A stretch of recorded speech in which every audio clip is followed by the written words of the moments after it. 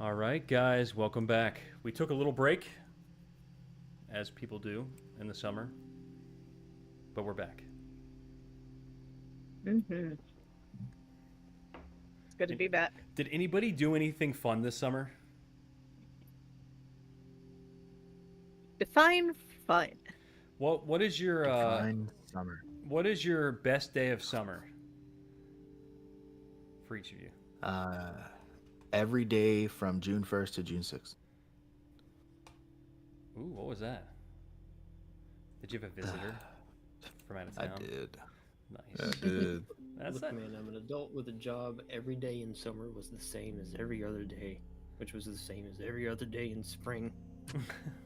Which is the And same as same every other as- day in winter and Same of as the every year. other day in fall, and it never ends.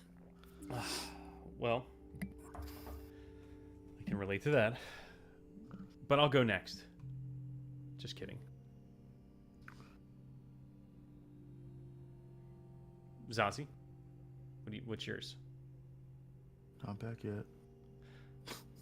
Oh, well, I work in a cave and with nukes. I love nukes.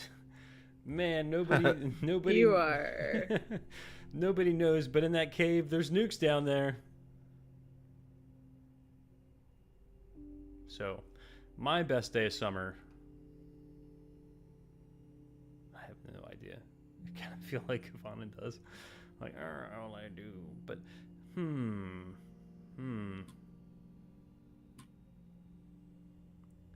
I had some fun while we were on our little summer vacation in Chesapeake City, seeing some fireworks and stuff like that. That was pretty cool. That was fun. It's kind of like a weekend, not just a day, but it was a good one.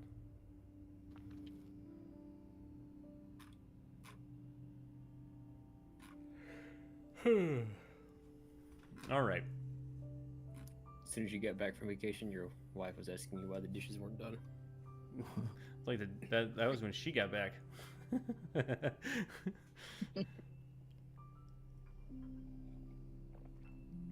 Okay, I'm back. Oh. Welcome back. Hey, what was your best day of summer?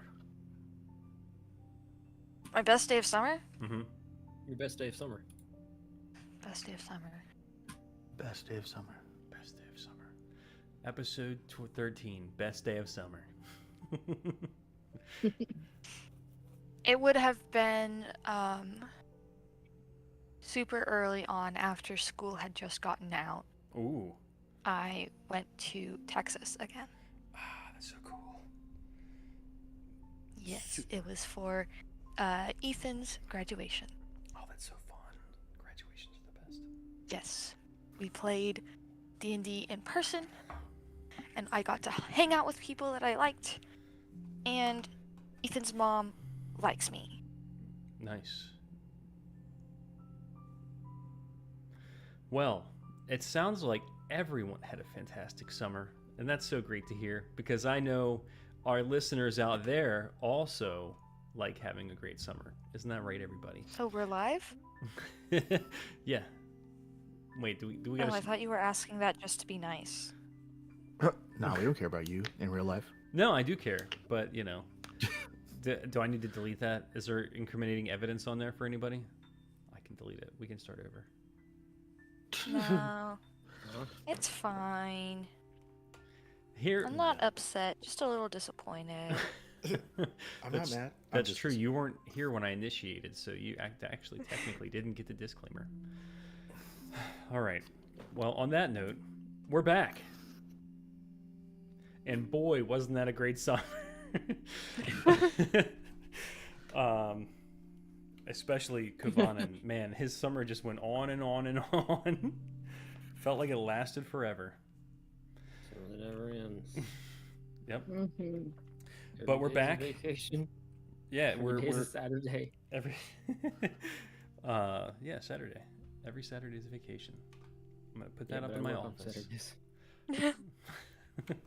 Put that on my office wall. So we left off after the Lucian chapter. Went back, we're introduced to some of his family and some of the intrigue going on therein. encountered some old gods and hung out with some dead people, whatever. Bumped into an old friend and just took him out, just like that. Just killed him. And now you guys are trying to decide where you're going to go next. We've kind of come to the point where we realize Kovanen and Zazie, it's time for them to go back. Yulia was able to use a ability that allows him to move through plants. And Lucian's kind of staying behind and just making his goodbyes to his family, those that are with us and those that are not. And kind of seeing that through, and Rose is staying to give him some, paladin emotional support, aura of comfort. That is sort of. She's got her own reasons for staying, too. And ulterior motives that have absolutely nothing to do with her caring about anyone other than herself, because she's really not that caring. She's actually a sociopath. Just kidding. Just More kidding. like, she's not telling Lucian why she's staying, because, would he take it? Probably not. I don't know. I guess we'll have to figure out what that reason is, won't we, Lucian? Anyway, so I think we should just hop into here. We're gonna just do a little bit of an interesting segment here where I'm gonna kind of hop back and forth between the groups and have them almost like a downtime activity, go over some of the things over the next 2 weeks or so, while Lucian's wrapping things up. Maybe it's going to be longer than that, but I have a few things prepared. So, give me just 1 second to open my notes. It's loading very slowly. That's what happens when all you do is listen to books on your phone. It just runs like 4 miles an hour. Which is actually very slow for electricity, because we all know how My fast phone doesn't run at all. her.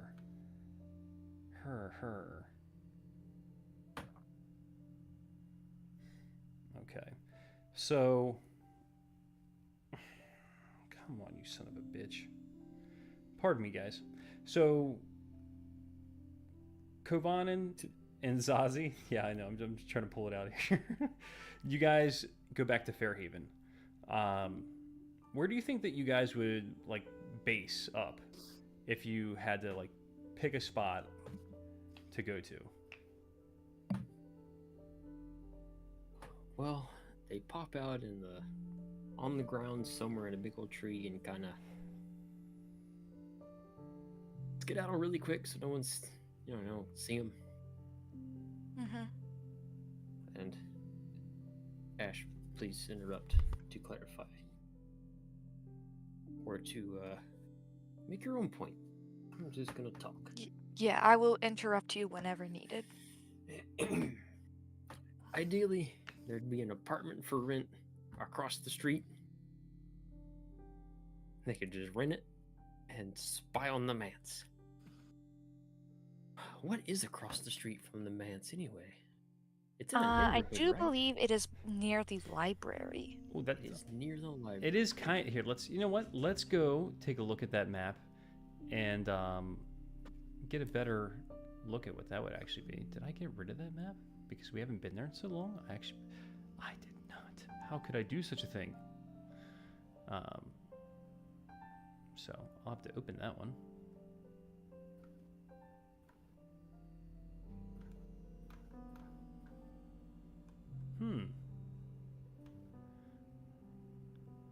There's a discordant music going on in the background of the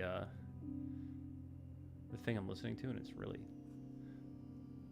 really heavy. Guys, I can't find any of the old maps. What the hell?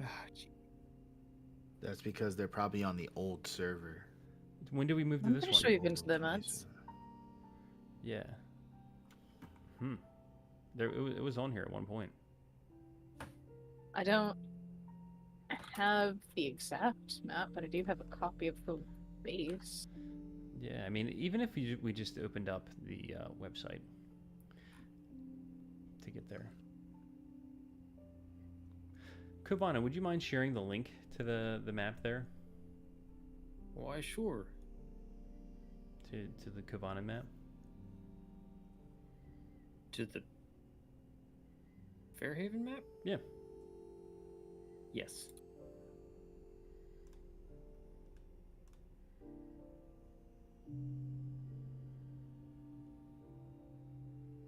Oh, I put it in year 2, That's okay. even after all I said about moving to year 3. Well, I didn't archive it yet. Ah, there we go. Beautiful. All right.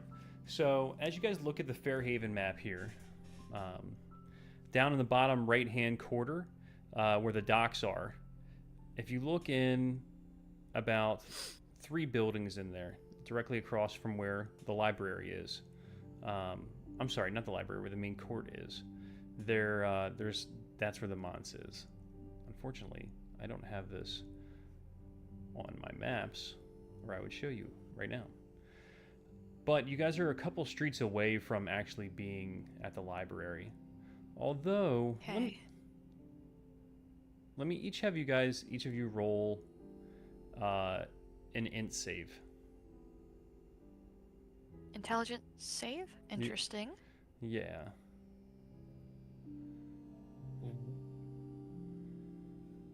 Okay. Me. 16. 16 and 22. All right. Mhm.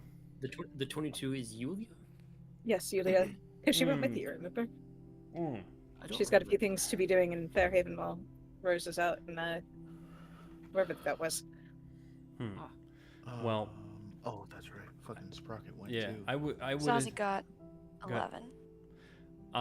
Well, I'm gonna contain this to Kavana and Zazie for right now because I think that they were doing this Okay. little thing with just the 2 of them. Oh, okay. Yeah. Oh, that's fair then. That's, Then ignore me. um, That's pretty easy to do. yeah. You do it all the time Dude. anyway. Oh, don't be a dick. I'm talking to Steve, by the way, not you, Rose. I don't ignore you when I can hear you speaking over the other people anyway.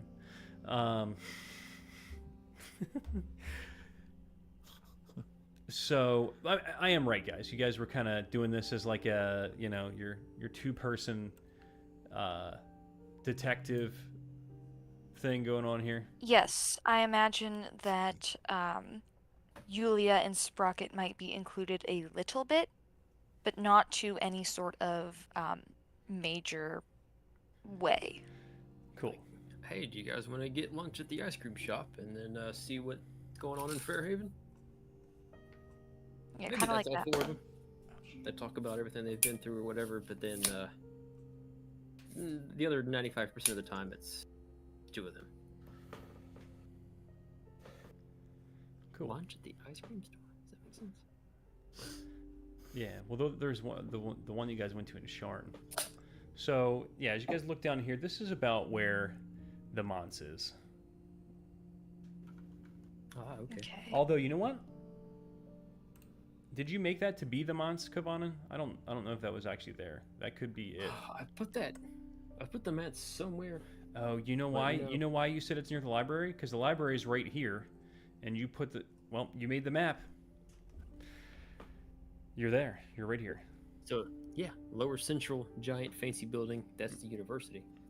Yep, this is the university, and this is where the library and the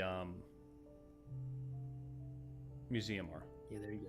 So That little courtyard thing with the building stamp that's too big relative to all the other ones that are right here. around it. I guess that would be the mats. Yep, that makes sense. It gets its own, and it really does. If you look at the images that we've made for it so far, it does have like a nice large like forest and gardens and stuff like that around it. So it would very much. Awful map. God, so many flaws. So many flaws. It's hard to. Okay. All right. So I made it in- guess I made it in March of 22. March of 2022. you know Okay. what I would say. I mean, right across the street from there, on the backside of the library and the what the hell you call it? God damn it, the museum was where Grimvor's study was. Remember, he had his little underground house out there that he was like living in under the museum? Oh, does the museum have an attic with a window? Yeah, Zazie has access to pretty much all of the library, so I imagine that Yeah. they could just stake out at the library. Yeah. And just drink all the coffee and stuff you want, you know? Read a bunch of books. Read a bunch of books. Well, probably just stare out the window the whole time. That's a good point too, because you would need some altitude to see over the walls. So, yeah, getting up in the tippy tops of the library in the stacks, kind of like hanging out at some nook and watching from afar, you know. For the love of God, keeping away from Al. Yeah, he's not starry-eyed anymore. When you get there, he's not all like, oh, whatever, because you know he's been kind of seeing the Lord Delyrander, you know, here and there. It's just weird. Like what's she seeing him? I don't know.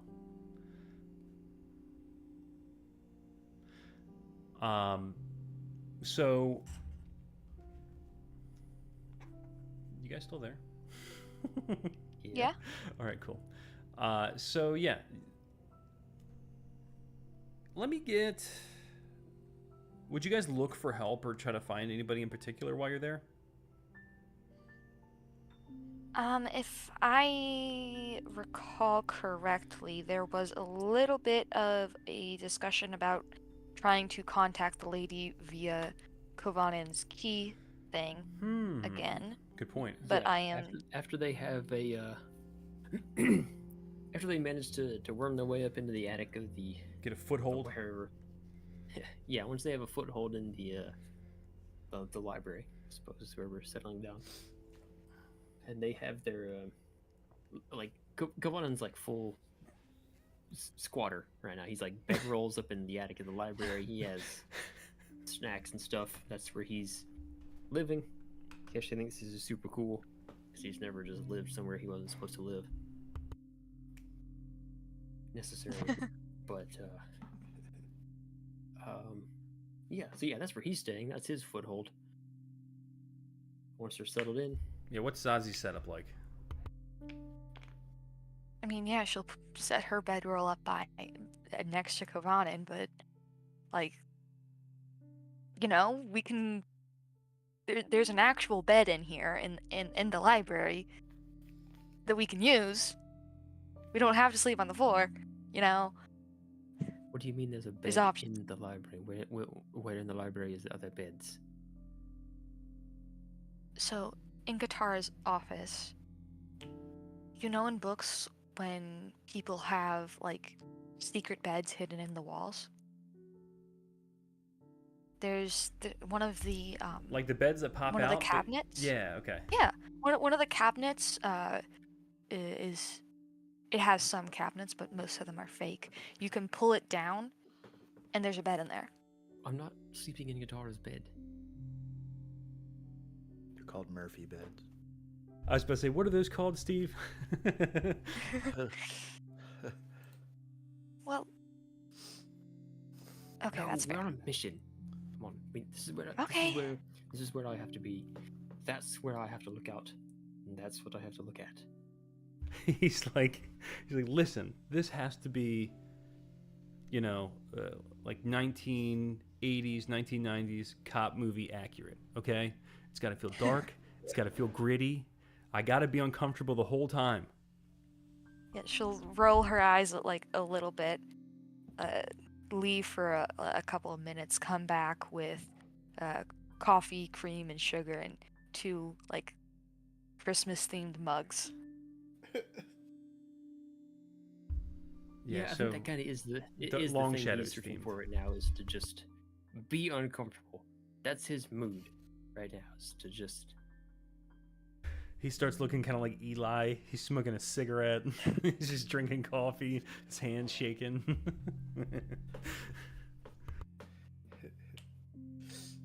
He's not smoking any cigarettes. He's not going that down, not that low.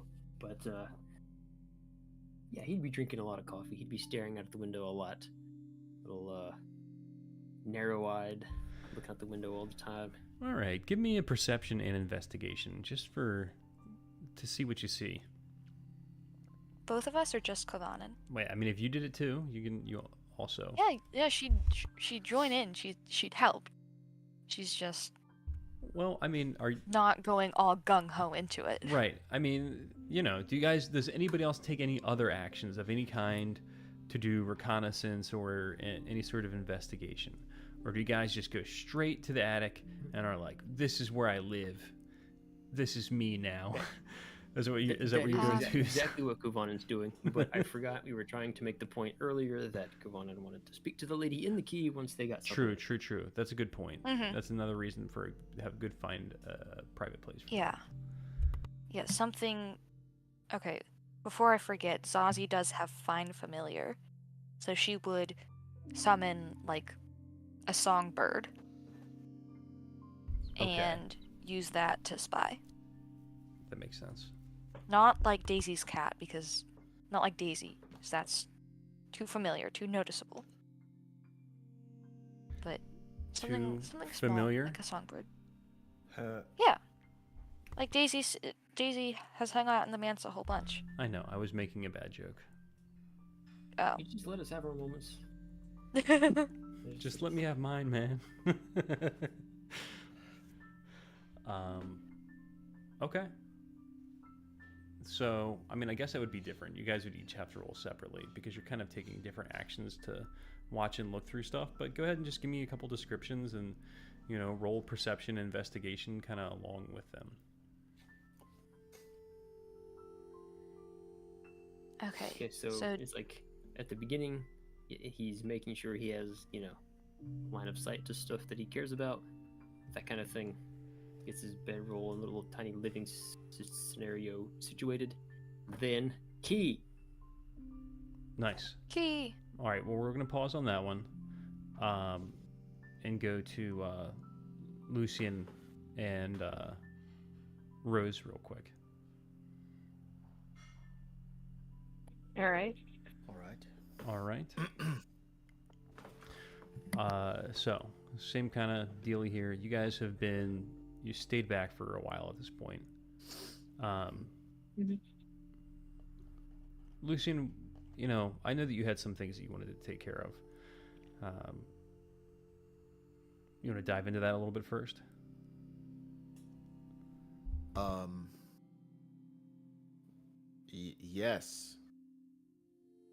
Yes. So Lucian would have of course taken part in the games that were originally set up to honor Erica's memory, but through nefarious deeds became about honoring brethren, extended family. And so there of course was the fighting pit. There was also an archery competition. And What did you use in that one? Were you using a bow and arrow? yeah. Nice. Yeah, Let me get a couple rolls from you for that real quick. Sure. Yeah, just to see how it would have went. All And right, give me a description of what that would have been like. Is it target? Is it how's it work? Yeah, no, it's a target. Very similar to literally every scene ever. Every single Archery Robin competition we've Hood. ever seen in any movie ever. Gotcha. I've got Yeah. an image in my head, and I'm sure everybody else does too. Yeah. But more specifically, Robin Hood Men in Tights. There I was was this- just thinking about Oh, that. There was see? the I part. just watched we that all- movie a few days ago. Mm. Yeah, there of course was that scene where like scene almost lost, pulled out the script and was like, wait, I almost lose. No. Yeah. How many? Roll again. All right. Ooh. At advantage. All right, and one more time. All right.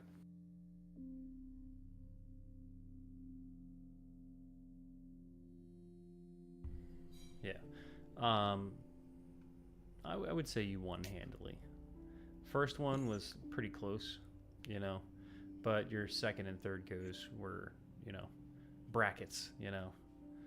Was it always at advantage or something? Because you know, I'm sure that second one there was a. Oh, I just realized that there was a nat one. I just looked at the number.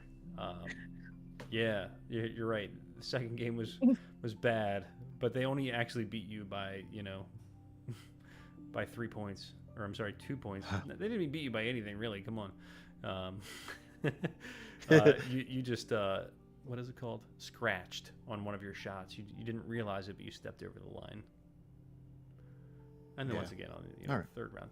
Yeah, you took it in the finals. You're great, Okay. as always. Rose clapped. I mean, There. of course you would. There were no random Assassination random attempt. cheers. No, there were no random cheers from Sprocket because he was already gone by then. Yeah. Yep.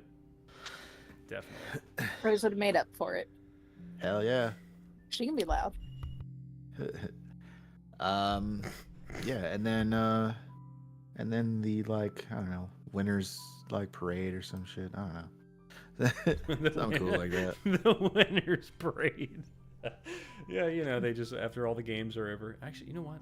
Now that I say it out loud, that actually sounds like a pretty good idea. It's like you have to honor the winners, you know, after the games. You know, why it's very, you know, classic, you know, kind of Greek thing where you're having the games. You have to acknowledge the winners for their greatness, you know.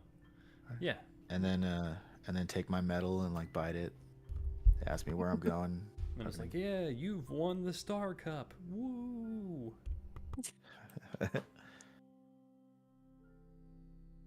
Mario Yeah, comes that's out. He gives you like the big, like, you know, peace sign. Here we go. Yeah, it's great. The Oh, Lord. the princess. Congratulations. The princess gives you the award. All right, I'm just taking it too far. It's not even funny. I mean, Summer probably would. Yeah, and then she gives him a kiss on the cheek. You know. Or she tries to, and then I like grab her around the waist and like dip her, Oh yeah, and give her a and big then, old kiss. and then the champagne top explodes. It was an awesome party. This was actually the best day of summer. See how I brought that back? Yeah, no, it was cool. In comedy, that's called a callback. Yep, sure is. Rose, what are you doing in all this time? Well, he's finishing the games, you know, of course you're there for some of it, but you were going to have some free time between his... I never get calls back. During her free time, she's honestly going to see if there is like a house historian that travels with the Lyrander delegation. Let's see here. She's not going to interrupt anything important, but like if Well, I mean, there is a historian with them. The delegations are probably actually going on during events. That's where a lot of those conversations are going to take place. Yeah. And I mean, Rose is like not much of an archer. So during archery tournaments or things that aren't like actual physical fighting, she'd have plenty of free time. She's that one Olympian. I forget. I think it was like The breakdancer? pole vaulting. No. Oh. I forget. I forget what event it was, but it was like one Olympian that was just like sitting the entire time, and no. only being used for the one event. That's Rose. Rose is like strictly for fighting. Yeah, Did anybody, Yeah. Oh, did the- anybody the- see the breakdancer? Of course. I did. Um, The fact that the Olympics had breakdancing at all, I now feel like because of that breakdancer, I now feel like I could have been part of the Olympics this year. No, well, see, the thing is, what country are they from? Australia. That's what I thought. But, Yeah. like, I think what happened is I think that she just had way too much of Lucien's family's mushroom tea before she went out there. So she didn't really know what was happening. Or I the think or she'd the handle herself more better than that. But she actually, I got you right now. Lucian was shooting the bow one-handed, and his I can't other eat hand was in his pocket. I know. Were you pulling the string with your And teeth? he made it work. Yeah.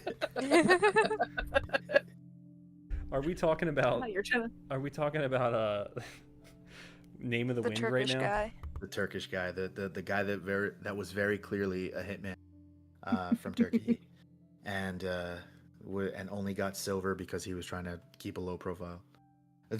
Wait a second. I didn't hear anything about this. There's no fucking way in hell that you didn't hear about How the... I've seen the That pictures all over. Anyway, all right. it. Can we got to resolve this real fast? This guy, hold on. Bo, it's a meme. I've seen Yeah, the guy holding the it's like the gun, but that's biggest all I meme. know. That's all I know. Yeah, so this dude walked in with sweats, a t-shirt, regular ass glasses, and had his hand in his pocket and became a silver medalist. In sandals. Yeah, and sandals. Yeah. So As that's probably opposed to what, being equipped. that's like a As normal opposed to shoe being wear. equipped. As opposed to being equipped with all the goofy shit that the gold winner medal winner wore. hmm What Got kind those of stuff is that? eyepieces to block their.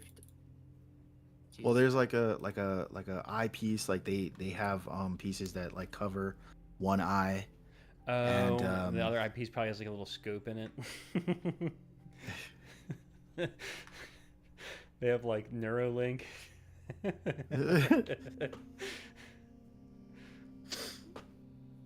And yeah, this dude was just chilling, and he's 51 years old. Man, that's so cool. All right, that's much cooler now because I've seen them doing that pose a lot since then. Mm-hmm.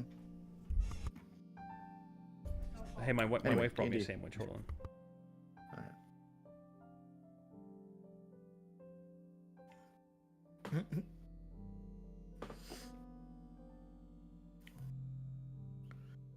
All right, that's really good. All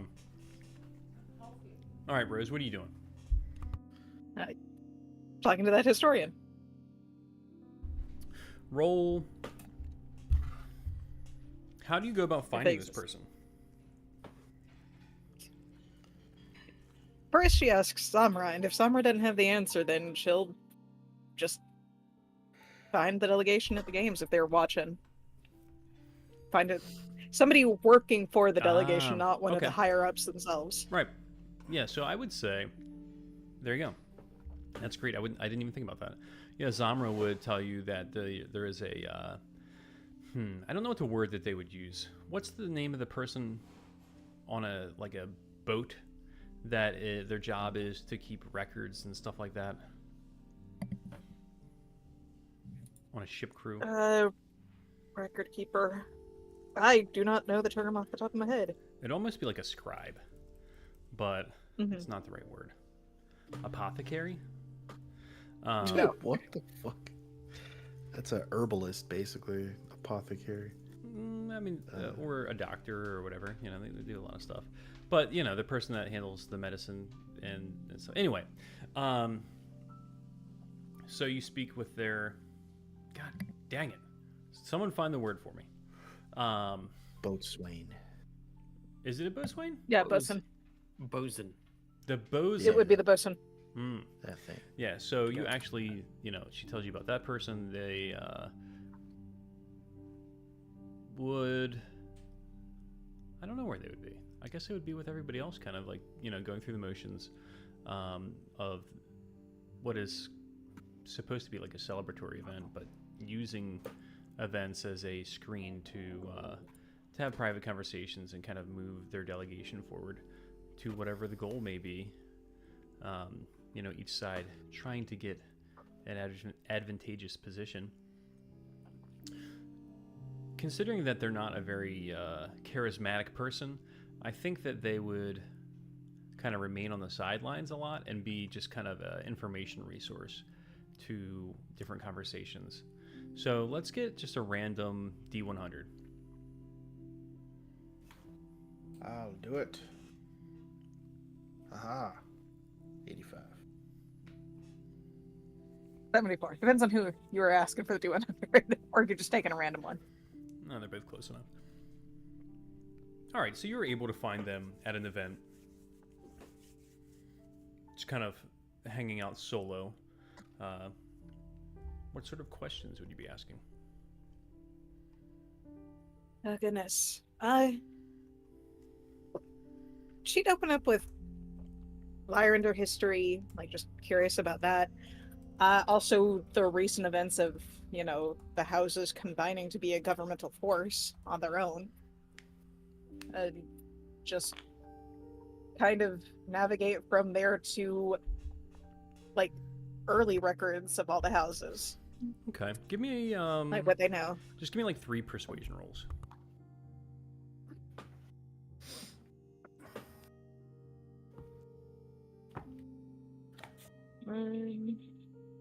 Dirty 20.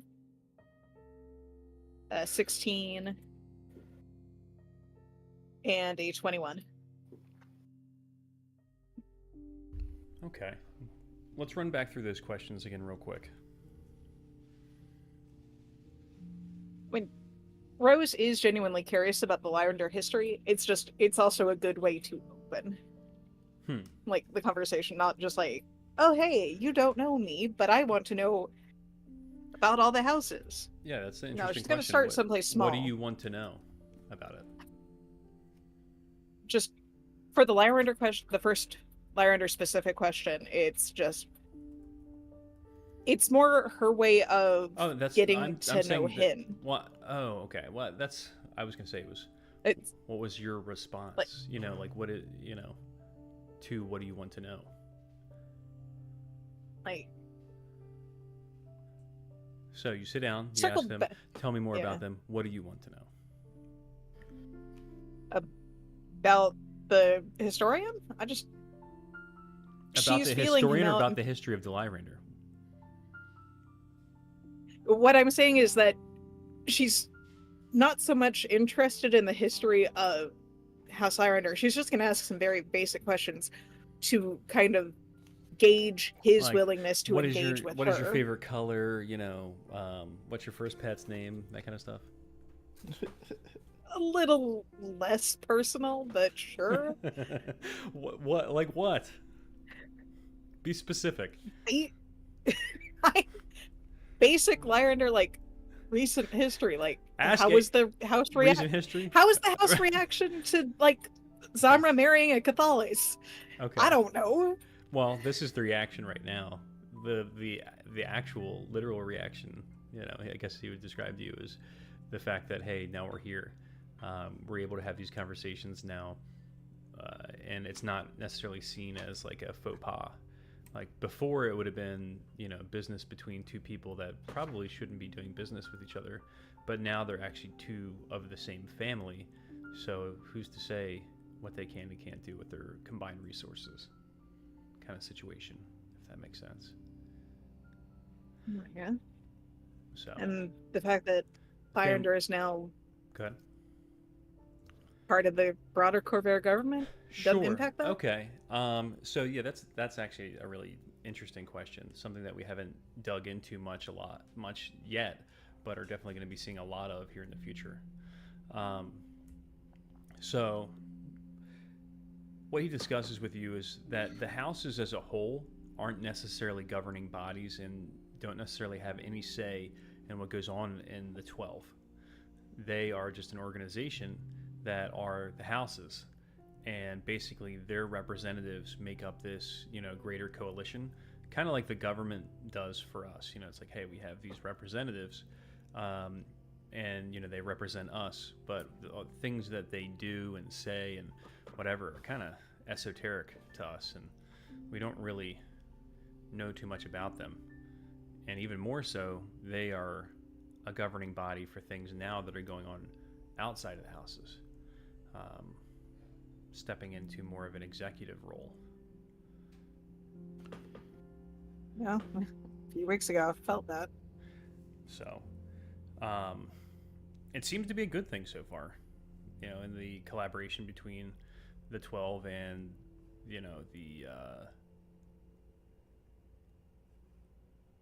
the Silver Flame has been overall positive for everybody. It's bringing a lot more unity versus the countries which have been at war with each other and been in basically a Cold War since the morning. Kind of pushing those representatives out of the way and making it the leadership a little less centralized to nations. You know, the nationalism is what was driving a lot of the conflict. That's starting to back off a lot.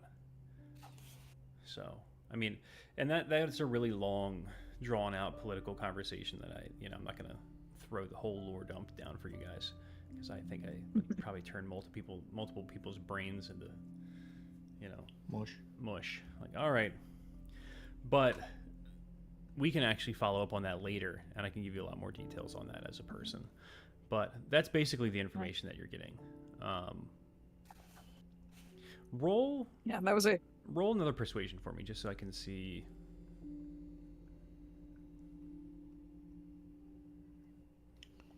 19. Nice. All right, and as you guys are talking, you guys kind of actually get into a little bit more personal information. You find out that he is the cousin of Zamra, and he actually lives in Fairhaven. He's like one of the brothers of the two brothers that run the Chalice Center. He's like the third brother. He's pretty young too, but he's kind of just getting his wings. And this is Young for an elf or young overall? well, they're half elves, so he could be in his 40s and still be kind of in the 20s type situation, But he's kind of going through his schooling and keeping records for the captain and whatnot, and it's actually is kind of his passion. But he starts talking a bit more about Fairhaven as well, but I'm not going to really give away what's going on there quite yet. You'll see that soon. But if it's like any relevant information to her, she probably expresses a little bit of Yeah, and that's excitement why, and eagerness to get back. yeah, and that's why we're gonna drop back to the other side. Yeah, here. there was still one more question. What was the next question? The last question was like early house sister kind of edging into like Back to what her her specific vision was. Yeah. Trying to get some information on that one. Mhm. He's more of like a poli-sci kind of guy.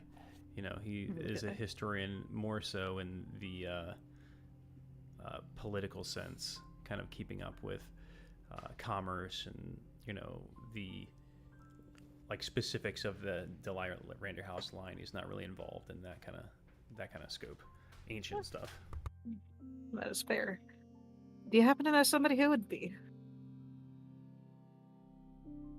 Like either here or back in Fairhaven. He tells you that he knew this guy named Grimvor. Oh, there's a big old flinch from Rose on that one. That Oh, used to oh. work in the museum and had some access to some of the older and more ancient tomes. I wonder if they're still in his office.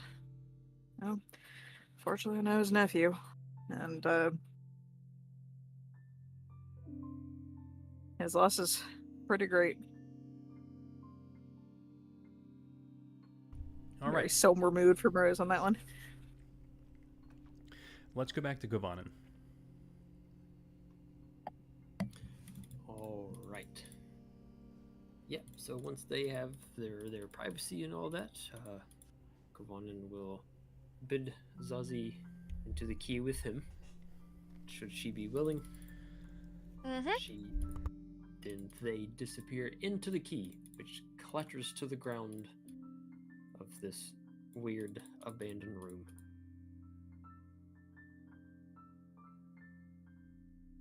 Yeah, I like to imagine it being kind of dusty, the floor being like polished hardwood.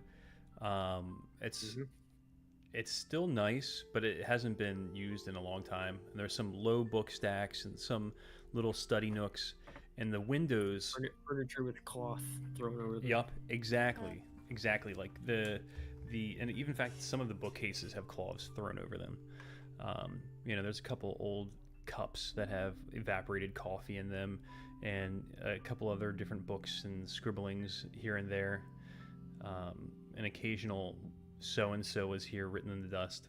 And there are these large dormer windows that open up and actually look out across the city. And since you're looking towards the river side, you're able to overlook the docks. You see ships coming in and out, and your vantage of the house, which is a bit closer to you guys, you can see more so the steps when you first walk in to the house, and that's kind of the scene of where you guys are overlooking that area when you pop in there.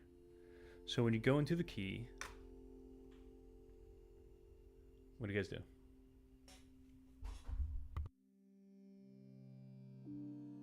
Head down to the ladies' room. Yep. Come on and gathers his thoughts. Again, tells Zazie not to worry about the sarcophagi. Just don't worry about that. We'll talk about it later. Ignore it. It's easy to ignore, I promise. He says, like a liar. Get on it. They go down into the sarcophagus room again. With those comatose Skovanans. And then, unless he can feel that something is amiss, he will knock on the door to the ladies' room.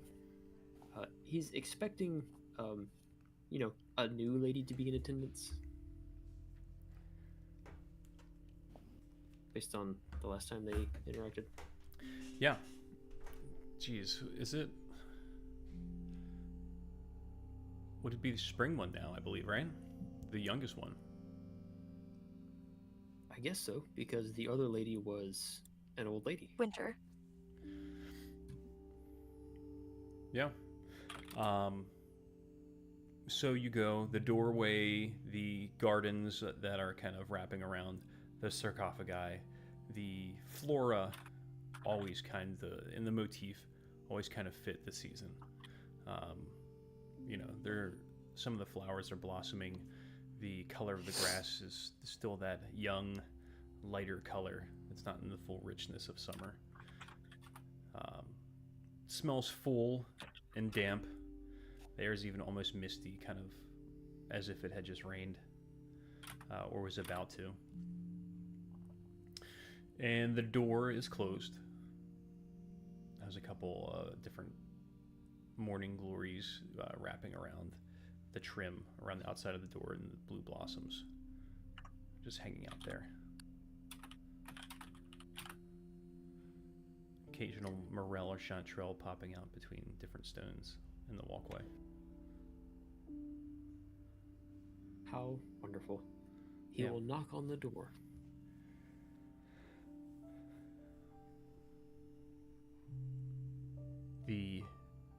You hear the sound of a lock and key pop, and the door slowly opens with a slight creaking sound. The door is almost jammed in a little tight. Pulls it open and she peeks out. And it is in fact the youngest of the ladies. Iridescent, almost platinum iridescent hair. Lacy, silky, satiny type clothing that kind of has that same iridescent sheen over the whole thing. And her eyes have that prismatic opal color as well. She just looks out. What are you guys doing? Zazie is just standing there. Standing politely. She peeks out, bows his head a bit. My lady, hello again. It's been some time since you and I have spoken, feels like.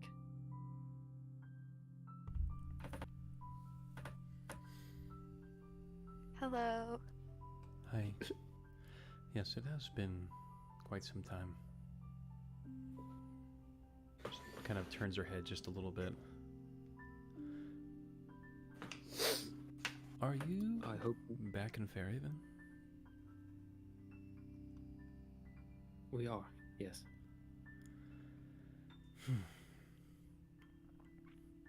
Have you been to the manse? I haven't seen you. Not really, no. We wanted to play it safe and contact you, talk to you before we just barge straight into the mods. She nods. Kovanen has been here for some time. As I understand it, he is keeping the company of some, individuals of note. And so I was hoping to speak with. We were hoping to speak with you about what to sort of expect. Yes.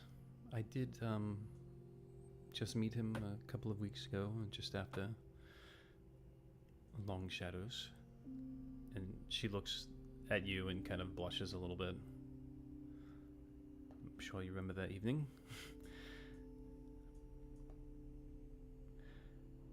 Quite a while for me, but yes. She pauses for a moment and looks back to Zazie. Blank face. She has no idea what she's talking about.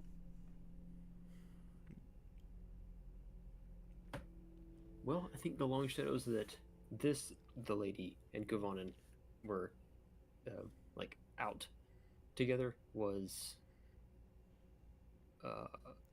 many months ago in Everon. I guess one year ago, Everon. But ever so many years for Kovanen.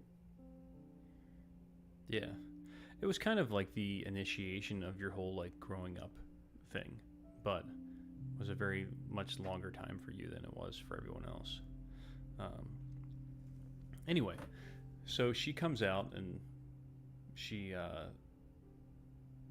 pulls out, the back of what looks like a comfortable, wooden chair made for outside of a small, cafe table. And you notice, but realize it was there the whole time. Or was it? It's a little step-up area.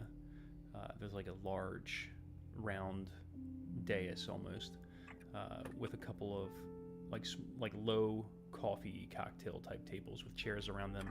And she sits down, and there's a pot of steaming tea.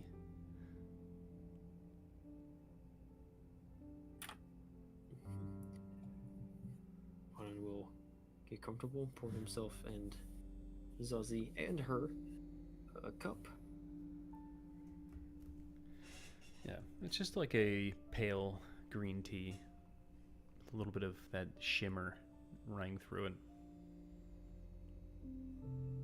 Seems non-toxic. What a way to go if it wasn't, am I right? Yeah, right. You want to end the cycle? Fine. End it now. It's over.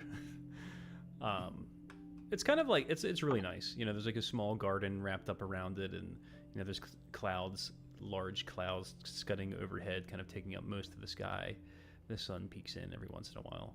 It's very disconcerting because it's almost as though there's this edge of woods that's wrapping around and kind of casting shade over the sun, but when you look, there's actually nothing there.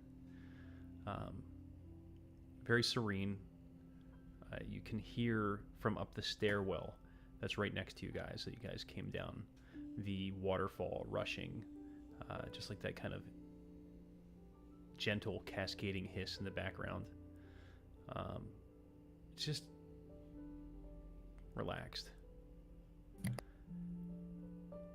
So, will you be back soon then, or should I anticipate waiting longer? I think that depends on what the situation is like at the Mons. Yes, is he well? Are they his new companions? That is, staying in the months with him, much like they were with me when I was his age. Well, he's taken up with some of your old friends. It's kind of interesting. Some of them that didn't know him, or know you, I guess I should say, too well, think he's actually the same person because of the magic of the mansion. I don't know any different. Oh, some of the other students.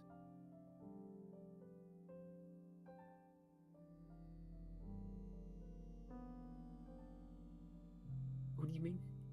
Sorry. All right, sorry about that, guys. My wife is like, "Hey, are you taking a bio break yet? I want to show you something."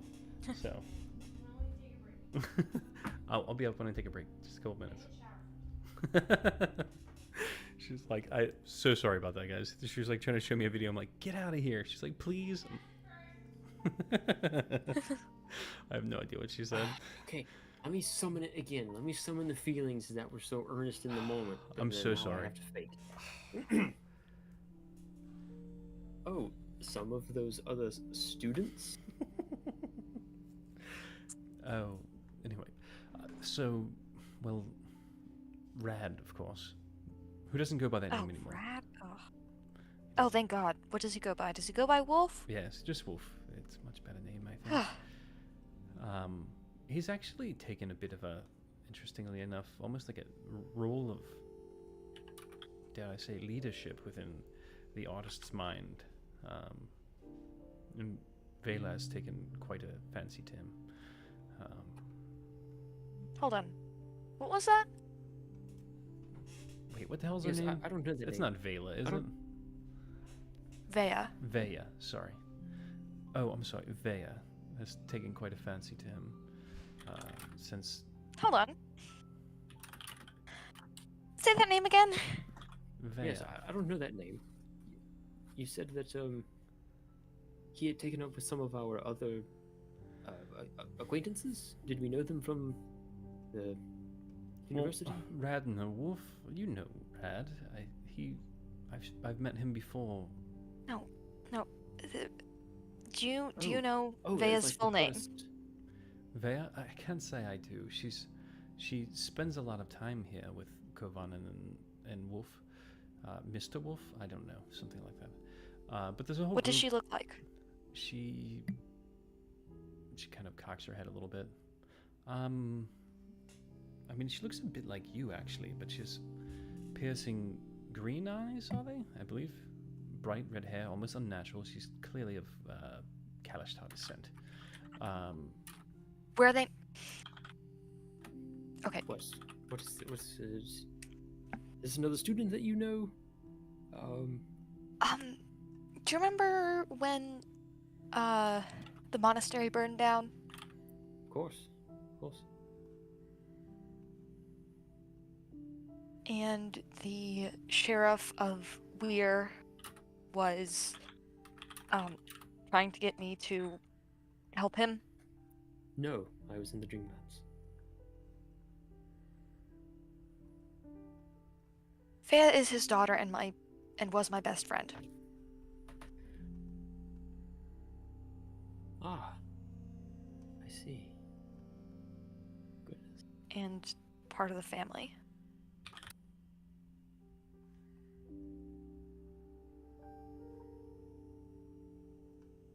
So, is that who this artist's mind is then? An extension of the family? I imagine it would be.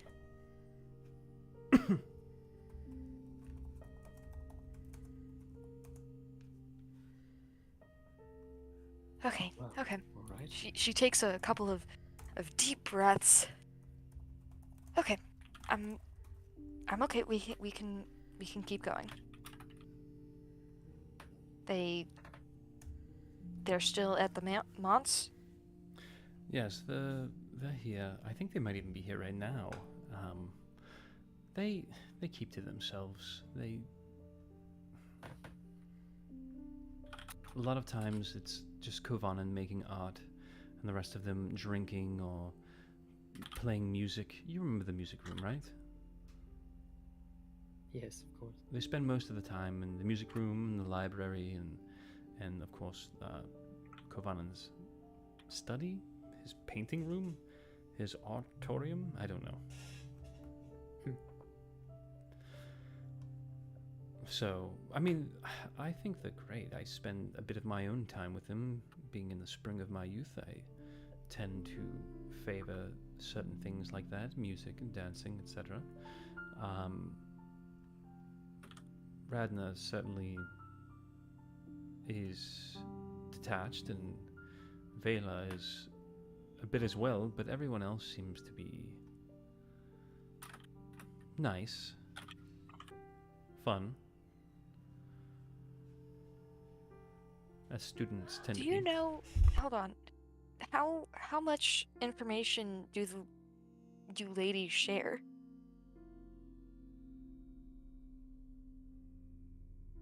Because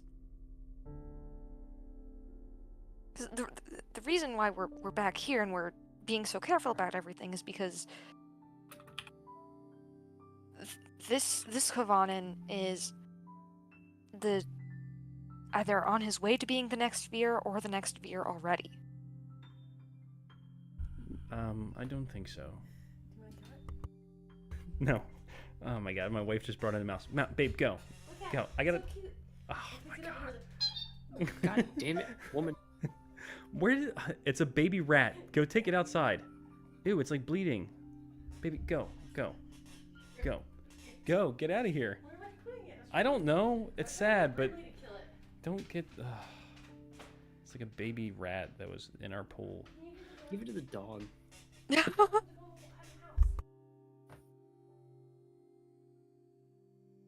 So, what she tells you is that since you guys have left, there was a period of time that was a little bit chaotic, where the artist mind, there was like a group of people that were kind of, taking some drugs. There's a lot of people in the city getting involved with it. It turned out to be almost like an epidemic. It was revolving around some play that was only enacted once. It had a dress rehearsal. And kind of weirdly spread some psychic, I don't know, virus. But it was cut off pretty quickly. The ultimate hipster art thing to be a fan of. Hipster Never even heard COVID. of it never even made it to production, man. Yeah. Yeah. So the hipster COVID hit Fairhaven. And then before you knew it, everyone in town was wearing, knitted caps, and they were all drinking whiskey from Tennessee, a specific place. Anyway, They're all drinking mother's milk is what they're doing. oh yeah, true, mother's milk stout. Anyway, it was actually pretty bad. There were some more murders and things like that were going on, and it got a little dark. But the Silver Flame, having its presence kind of reestablished and really taking off, brought the 12 in, and between the two of them, they were able to establish a little bit. It was like a week or two where they were roaming the streets, doing a purge, casting greater restoration via like large fonts within the city. They were able to kind of calm things down. But since then,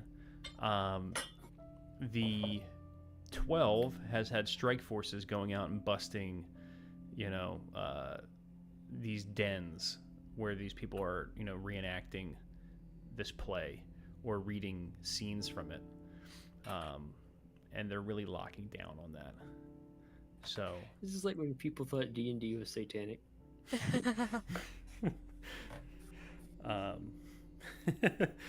the satanic panic.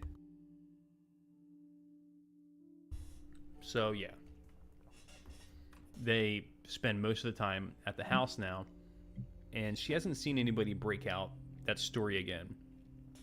But she does know that Radner and Vela were actually two of Veya. damn it. I'm putting the two L's, like Spanish. It's a Y. I know. But then if that's how you're spelling it, you're then pronouncing it wrong. I know. I'm just in my head. That's what I see. I see double L, but it's Veya. Apologies. Why So, is it always the names of my backstory characters? It's not. It's everybody. I fuck everyone's names up, even in real life. It's embarrassing. So they're hanging out at the house right now, even though that Radner and Veya Vaya. that Vea were actors in 2 of the original performance. It's just the showing. But there's been some people snooping around the manse. Some people have been watching it. She can tell.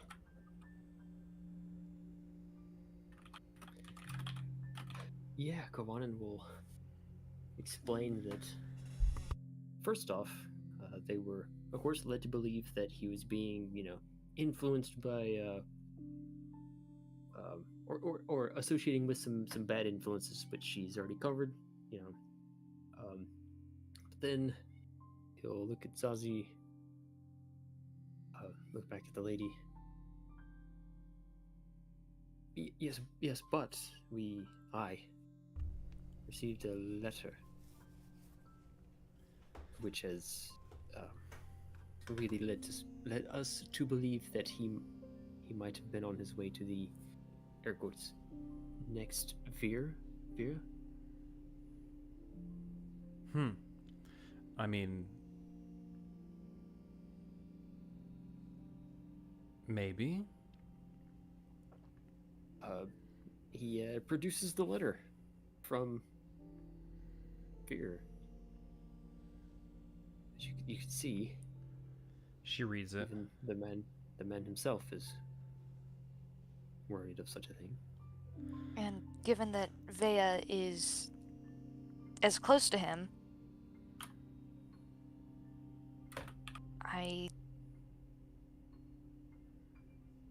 there's something happening.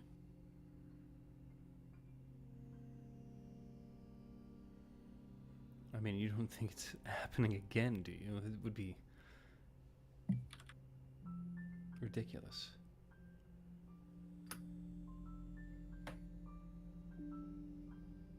Yes. I think it's happening again. I'm worried that it's possible. And, well, I don't want him to be misled into something reckless. Well, from the best that I know, they are all planning on taking a trip to Weirden soon. Apparently there's going to be So there has been talks of the manse being investigated. As I've mentioned before, we've noticed some things watching us. I just fear that the 12 will be breaking down our doors any moment.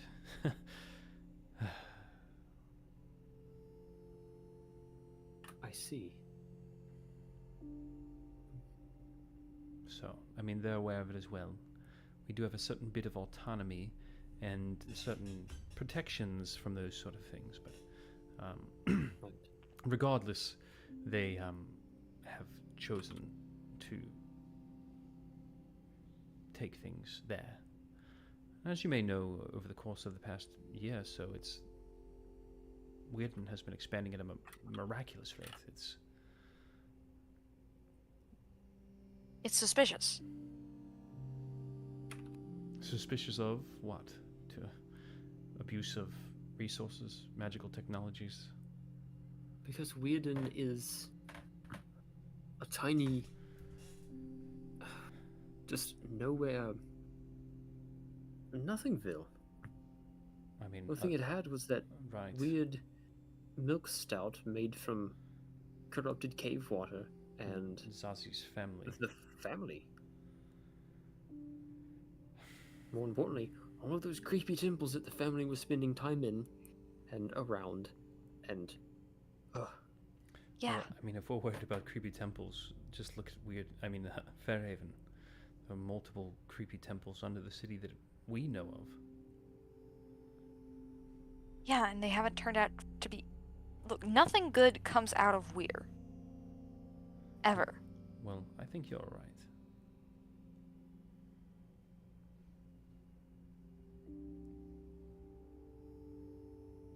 okay, so the office long, artist's uncomfortable mind. pause. The artist's mind wants to take their little thing they're doing, whatever that is, back to Whedon, as opposed to setting up their little headquarters in the mountains. Well, Right? I think she looks around. I think they want to start the performances again. And they're not going to be able to get away with it here. And as you said, Weirden is its own strange little metropolis. I'm sure that's not even regulated there. Like as you said, everyone is just doing drugs and worshipping false idols. Just kidding. But I mean, the doing drugs part is definitely real. The milk stout and the other confections being made out of the I don't know, whatever that group is there, making all the stuff, drinks and medicines and whatnot. Sazi's got her head in her hands, elbows on the table. Just, good God. Alright, so they want to go back to Whedon with Kovanen. Ideally, assume. yes. I mean, he is a part of their retinue. As I mentioned Yes, they before. want to him- exploit his Right. dream art. Yeah, well, I mean, they're kind of Prophecy. the thickest thieves, the three of them. They have a couple other friends with them as well that are kind of close. If I make myself known to him and say, Kovanen, these friends of yours are bad influences, he's going to say, fuck you, where have you been? You don't know me. You don't get it. I mean, perhaps Yeah, because that's exactly what you would have said. Well, that's because I could provide a distraction. mine was an asshole. Because my boss, He was not. Dick. Oh, he was rude. And I didn't understand why. I mean, there are some things I could have done to ask why he was. Each and every one of you seem to have a strange personality tick that manifests in one way of being an asshole or another. So, his just happened to be a bit more forward than yours. Certainly say that. May I ask, are Kovanen's memories as Yes, short term as mine were? indeed. Okay, so he hardly even knows me Who you are. anymore as Correct. boss. I mean, his memories of Right. since you came here. Right. Yes. So he only knows me as the guy who drives. Sure. I mean, a bit more has come back to him than that. Right. It wouldn't be a bad Oh, I idea get for you to show yourself and start bringing him in as your boss did with you. Trying to build some kind of bond with him. Exactly. Yes, absolutely. Long overdue. The bond part. Well, not that's the, that's perfect. revealing That's it. information. I can bring the two of you in, Mrs. Crow. Well, if I go in there, Veya's gonna notice me. Do you have any way to wear She's another going face? to know who I am. What? Do you have any way to wear another face? Not that she may not be able to see through it. Was anyone with you that could help as an attendant of some kind? Go, I don't know any Voss. magic like that. Voss. You will come back and you will be my new driver. You won't even introduce yourself, but perfect. I mean, As someone who is this driver of yours being not the boss that Kovanen knows. no, of course, him one and the same. Yes. All right. So he would recognize me as the driver then. Yeah, of course, he would recognize you as his friend from his first memories here, just as you did him, Yes. or your Voss. Anyway, Right. yes, he remembers that, and he's beginning to become aware there are other things that he does not remember. By fall, I suppose it would be a good time for you to bring him in, but perhaps when they go to Weirden, you could be their escort. Well, if the family slash artists of mine are taking a Kovanen to Widden, I want to have some oversight. Perfect. I mean, that's without question. And Zazie, I suppose you could find a way to get there as well. I can try. Hmm. I can try. I don't know any magic that can change my looks, but You maybe can there's study- something. You can study the spells library? and like learn them. Yeah, the library does have spell books. It would Katara's take. office does. Oh, Certainly, yeah. Katara's office has stuff crammed into every nook and Yes, cranny. yes. It would take a while, and do I have the money needed? I should have. You would enough have money. access to it. You could send Lucian a message and be like, "Yo, daddy. Yo, zaddy. Give me them monies." And then he would say no, and then make fun of you, and then give you the money. Is that is that close, No, Lucian? I'm just kidding. Here it is. Yeah. Okay. Okay. Lucian's not even listening Then anymore. as soon as we get out of here, I will go look for a spell book. Sweet. I mean, sweet. Yeah, all right. So I think we have a little bit of a course of action here coming up. So I'm going to switch back over. We're going to do bio break. Lucian, you there? Yep, just Yes. listening. Okay. I called for you like 2 other times. I was like, I better make it loud this time. So we'll do our bio break. When we come back, we're going to step back into a little segment with Hell yeah. Rose and Lucian at the delegation dinner. You guys will meet some dignitaries from the Delirander family. And yeah, you know how those things go. Mm-hmm. See you guys back in 10. All right. Right. Same thing. I'm gonna be right back again. Check on my wife. She's napping up in the living room.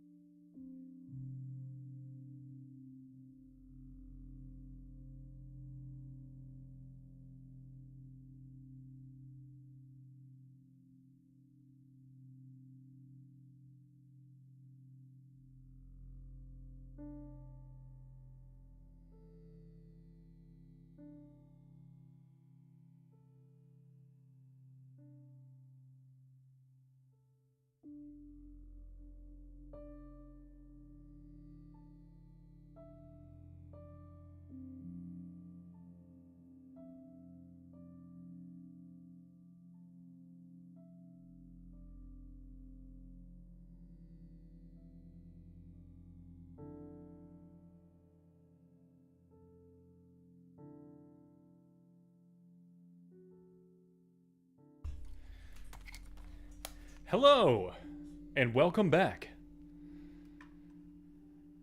Welcome back. I'm back. Hello. Hello. Hello there. Sorry. Hello, bruv. Buv? Is that kind of like governor, but like a female? Hello, Buvna. No. The fuck? I said bruv. Bro. You know, like brother. Gotcha. Hello, bruv. And the sky's a bruv.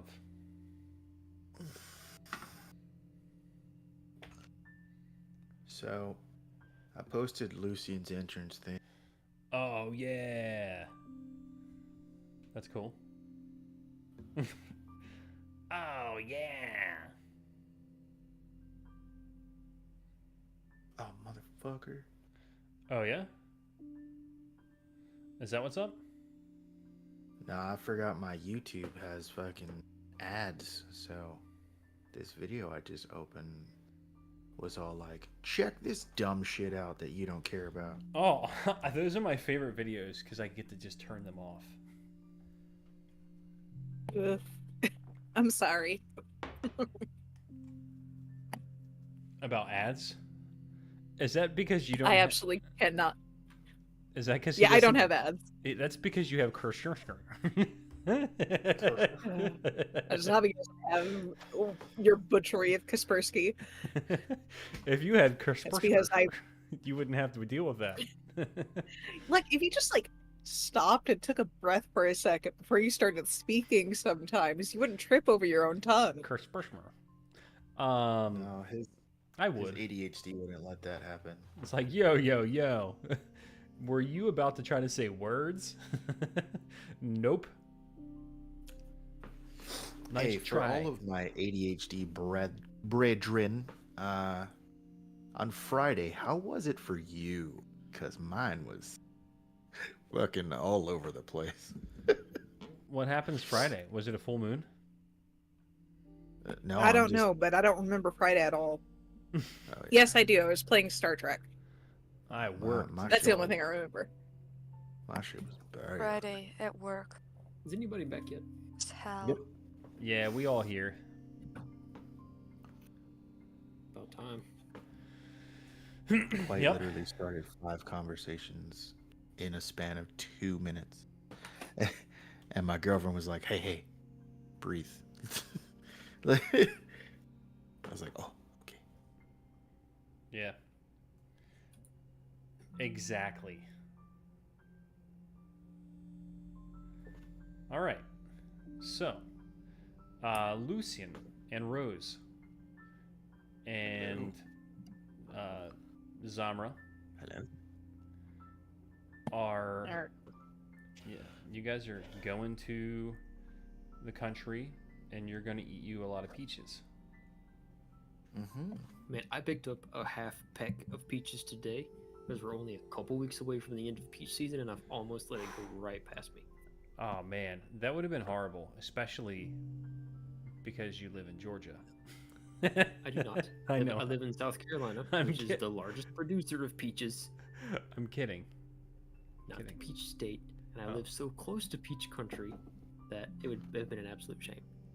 Yeah. Yep. That's like people from Camden, New Jersey, are more Philly than people from the the Ohio side of the state. You know. I don't know what that means. Carry on. My wayward son. Anyway,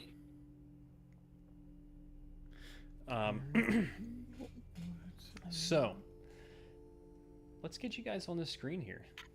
Ow. All right.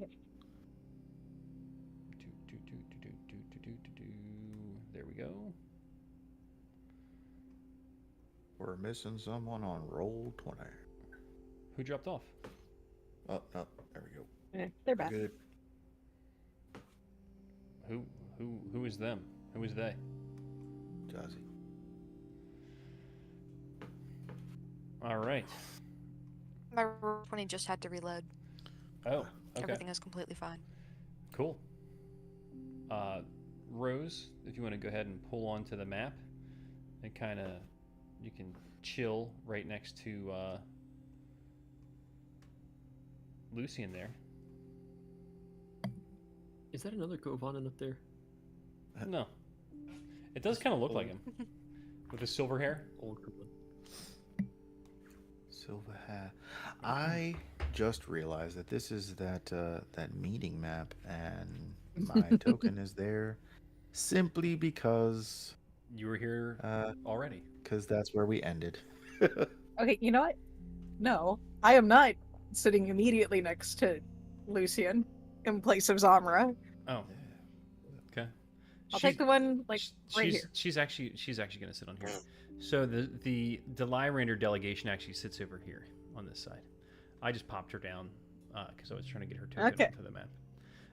Lucian, is there anybody else that would be in attendance with you for this meeting? Like, your grandmom is probably locked up somewhere. She's not going to be here.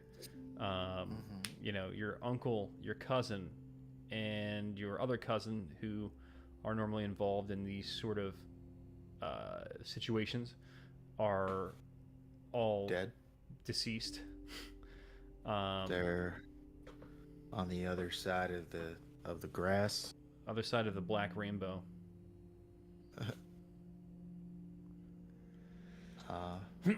No, I mean unless like Eli and the other one. No, she went back too. Dude, am I invited? Sam! If Eli and Marin are invited, this is going to be a shit show. Oh boy. And well, you know, Wait, didn't Marin go back though? I about Look, to say, if Rose can be there, Eli can be there. well, look, I was about to because say, like, I'm not sure. I'm how gonna throw Rose got this. invited. I'm gonna throw this out here like this, because you know, I gave the other two of you guys a bit more spotlight just between the two of you. I'm not saying no, but I'm gonna leave it up to Lucian and Rose if we want to have a couple more. If we want to have the other two here for this, which is fine. I think it would. Whoa, was that? I'm messing with you guys. I do not care. No. I'm saying it could add to it. It could be great, but I just want to make sure with Rose and Lucian that they wouldn't mind having the two extra voices while they're doing their thing. Nothing. I'm okay, but that's up to Lucian. All right, I Lucian. personally don't. All right, well then bring him in. Get them But motherfuckers in here. I could have sworn that Marin went back. No. Nice, interesting. Oh wow. This isn't Marin. That is definitely not Marin. Yo, Marin, what's What up? did you do with my girl's token? I don't know. I didn't do anything with it. It might have. That's and Yulia's old token. It's missing some art. That's not Yulia's token either.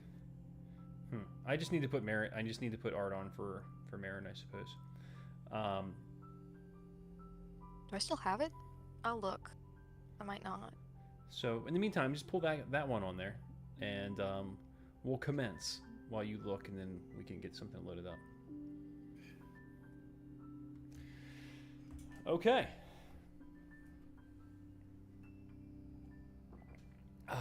Lucian, tell me what kind of junk you guys have in front of you. What are these events like? This is a formal delegatory meeting between the two houses.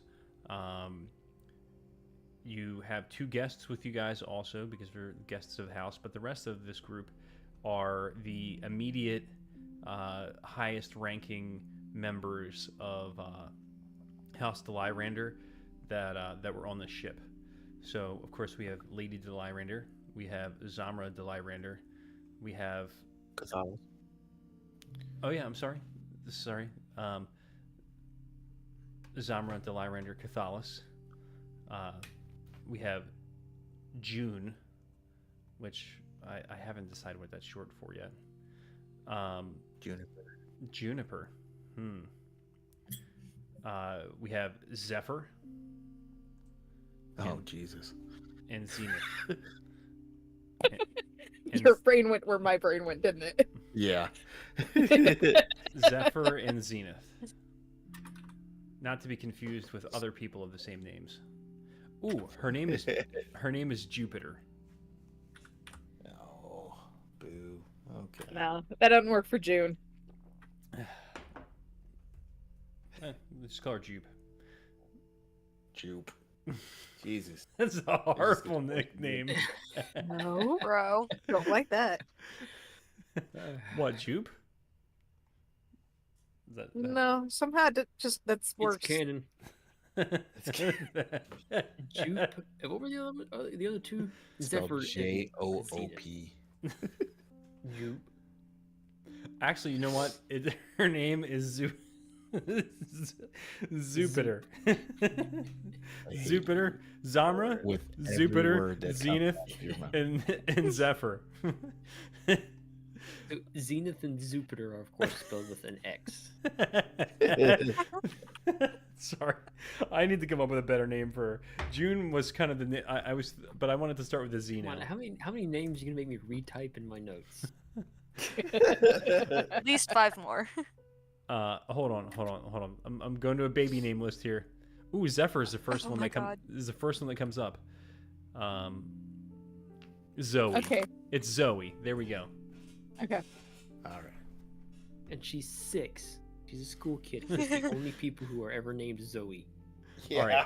Her name is Zaya. Then okay, Z-Y-A, Z-A-Y-A, Zaya. Wait, what about Zoe Saldana? Anyway, What about Zoe Deschanel?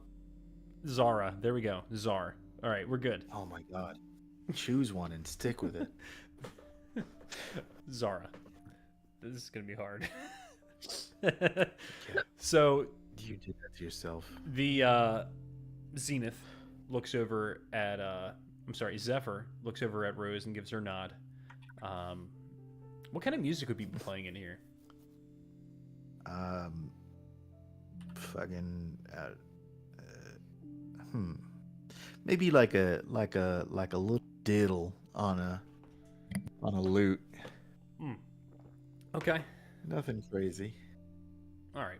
Yeah. So we got somebody just kind of just jamming in the background, probably speaking in a different language, not adding to the conversation. You guys are all talking in common. No, the asshole is keeping his stupid mouth shut and just playing his diddle. Oh, I thought you said singing a little diddle. Don't call it a diddle. Hey diddle diddle, the cat and the fiddle, the cow jumped over the moon. All I right. lost him again. Yep, I'm back. All right, so a man is playing the lute in the background, just playing a relaxing tune with no words of any kind, because he would never interrupt you guys that way. You guys are all chilling, and the first course is being served. What is it? Let's see. First course. We'll say it is. Calamari in honor of Lord Calamar. Cathalis. Funny thing is, I was actually gonna go with a seafood, with a light seafood. Well, no, calamari is is deep fried. So let's go with fucking Calamari marinara. no, shut up. What's that one thing that like Marinara? What? what's that thing that like Chef Ramsay always gets mad when I fuck it up? Fish and Lamb chips? chops? Nope. The one that comes in it's basically clams, but not. Oh, mussels. Nope. Almost there. Oysters? Cockles. Nope. Almost there. Scallops? That one. Yes, it's scallops. It's seared scallops. A Okay. little seafood salad. I go through the mollusk dictionary over here. Abalone. Yeah, so it's like scallops. It's seared scallops with a balsamic like drizzle Ooh, around the plate. Delicious. I love that It's actually. the first course. It doesn't have to be too complicated. This is perfect. Yeah, just Exactly. single plated. It's got some micro greens on the side. It's beautiful. Uh-huh. All right, so that's kind of dropped off in front of each of you guys. I don't know what the customs are like here. Maybe they just drop it off in front of you and like give you the middle finger, or maybe they're doing it traditional style. I don't know. But you guys are dining in. Lucy, do you want to open with a conversation, or do you, Rose? Does somebody else want me to hop in here? In medias I res, mean- in the middle of things. I mean, let one of the NPCs kind of fucking start it off, see where we're at. You know, I gotcha. Like I don't want to just. Zamra stands. So I know this has been a bit of a sad time for the Cathalos family, and for us by extension, as we are family now as well. But I wanted to make a toast to some of the happier things. Lucien and I, well, as many of you know, last year had a son. And she looks back at the other three at the table on the other side at Zara, Zephyr, and Zenith. And they. Oh, there's a little hot pair right here. Oh, the baby's hanging out right there? Yeah. Sweet. And she walks over and she picks up the baby. So, for the three of you, this is the first time you'll be meeting our son, Erithul. She looks over at Lucien. Lucien, would you care to make a toast to our son? All right. All right. Lucien stands with his wine glass high in the air.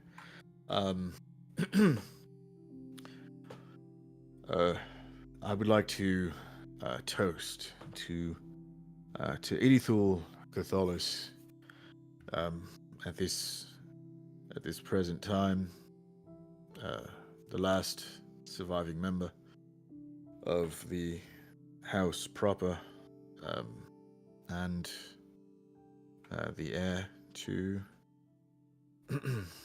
to the family dealings.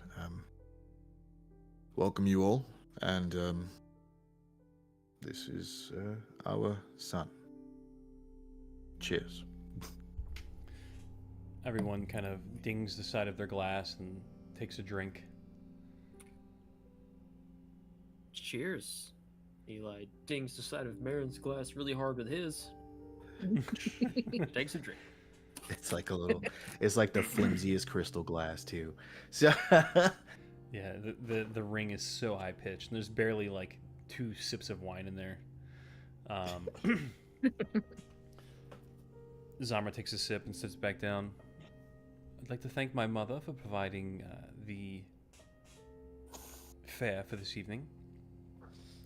One of the many benefits of our family ties is us being able to bring in some of the most, well, I wanted to say delectable, but exotic delicacies from all over Corvair. It is something we pride ourselves in, especially us specifically, as we run the Chalice Center and another one in Stormhome, similar. Known for being a house, a place, a sanctuary from people traveling all across Corvair. Well, your generosity is appreciated. Bringing in such fine fare from across the globe is no small deed. It speaks to the, you know, Reach? Ingenuity? Both. Great words.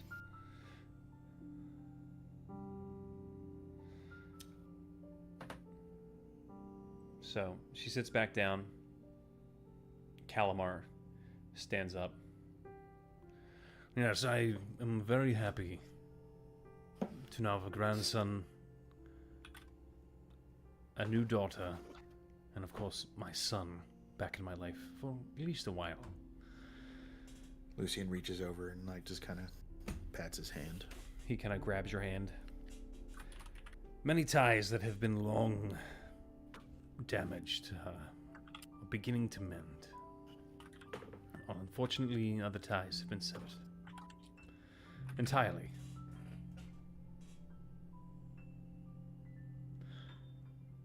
We've made many toasts to my brother and nephew and my niece. I want to make a toast now to House Deliranda. Our family has grown small, but you bring fresh blood to our family. I welcome you all.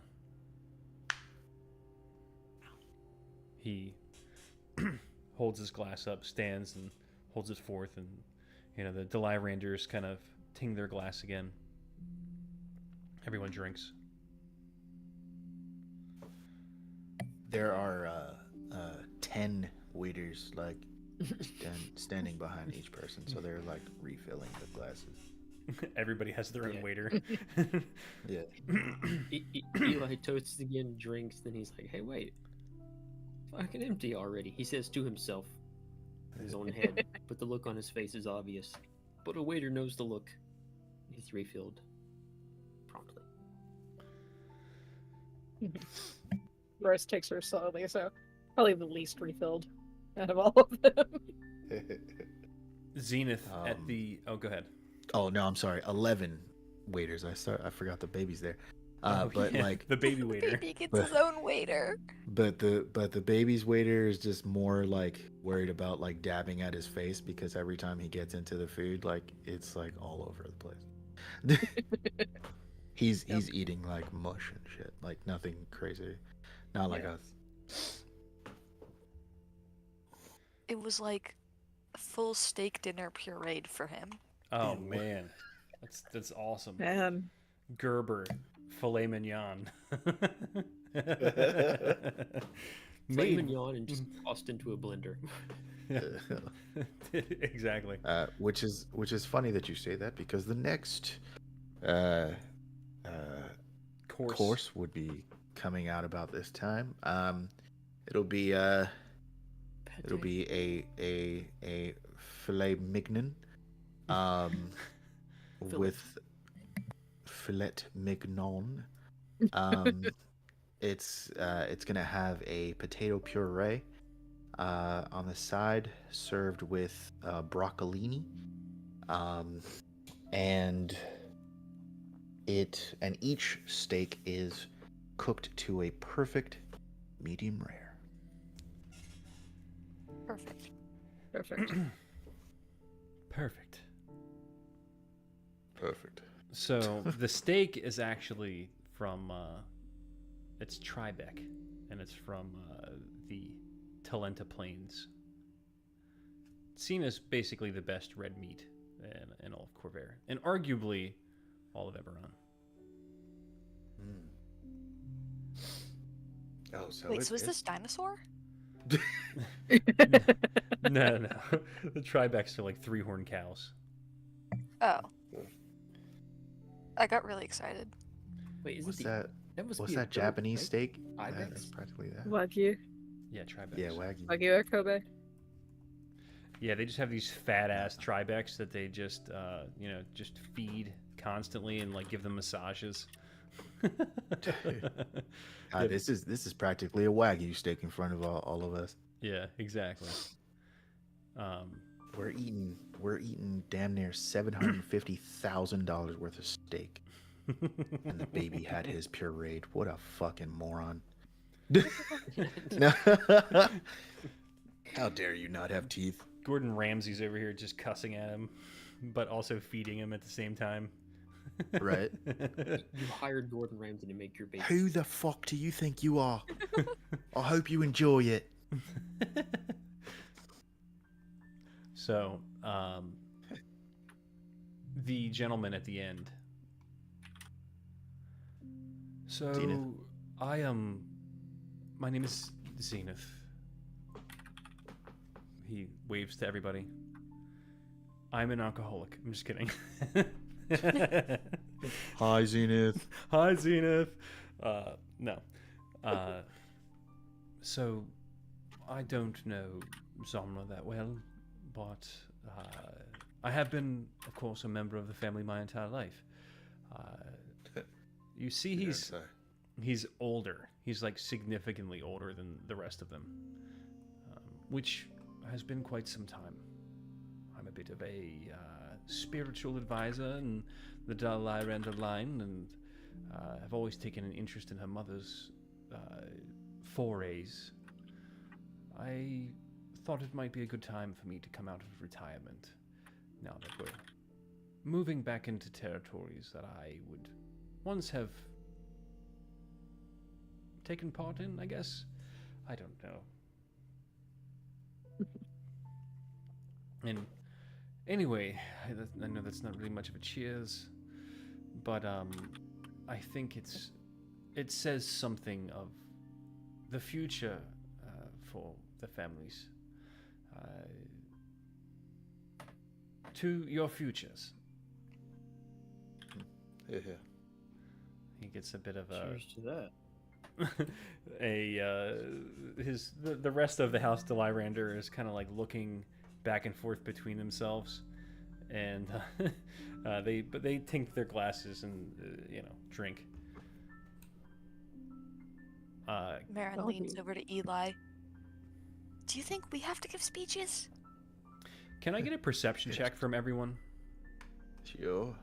Because Rose is definitely paying attention to him when he said spiritual advisor. Don't know if that'll actually reflect in the. Yeah, no, that's an 11. Eli's character sheet. Here we go. Eli has a -1. All right. So, None of us know. there's nothing remarkable about this man. He's an old half elf. And he sits back down.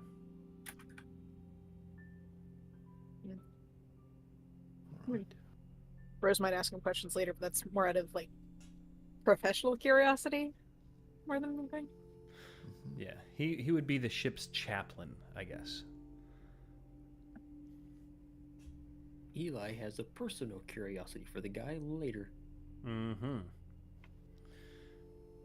So, can we please dispense with the formalities? Does anyone else have a toast they'd like to make officially? He looks around. Lucian. Eli stands, raises his glass. Oh God. Man, well, thank you so much for your generosity all these past months. Who am I? Doesn't matter, I'm no one. But, hey, you're down to earth, man of the people. And ever since the arrival of your kid, man, I've seen you grow leaps and bounds. Much more responsible. You're, what is it? More grounded now, it seems. Man, I know a bad influence when I see one, and you're not anymore. Zamra, like, kind of literally, it almost like if she were drinking at that moment, she would have spit it out, laughing. But she just giggles a little bit. In fact, she's taking a drink of water, and she does that little like blows water out her nose laugh moment. I'll cheers to But that. hey, that's what getting hitched to a good woman can do to a man, I guess. And then he looks really sad as he sits down.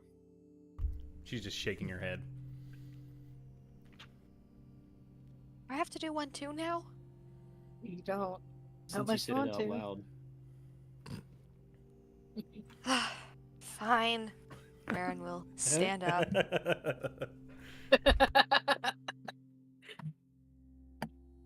Well, Lucian, Zamra, You guys were pretty fun in school whenever we had classes together. We didn't often, but I really liked it when we did. I had a lot of fun studying with you for tests and quizzes, Zamra. You guys are really smart. Maybe not exactly book smart, but you're smart in ways that count. And I think you guys are gonna go very far in life, further than you've already come. The rest of everybody here, Rose, you're really nice as well. Lucian's dad, you let us come. You're really nice. For that, I think. So I like you. Zamra's family, you're related to Zamra, so you can't be all that bad. So you guys get an A+ in my book. You too, Eli. Cheers. Cheers. Cheers. Cheers to that one, I guess. Everyone's just kind of like looking around, and the very belated dinging of cups, but everybody, cheers to that. All right, thank you. That was very illuminating. Just toasted everyone. To everyone, please, the main course will be served in 20 minutes or so. Feel free to make your way out of your seats and mingle around and enjoy some of the sights around the outside of the war room. And you'll see there are like different paintings and pieces of art kind of like stacked out around the room. They appear to be... Some of them are just mundane, and others are clearly artifacts of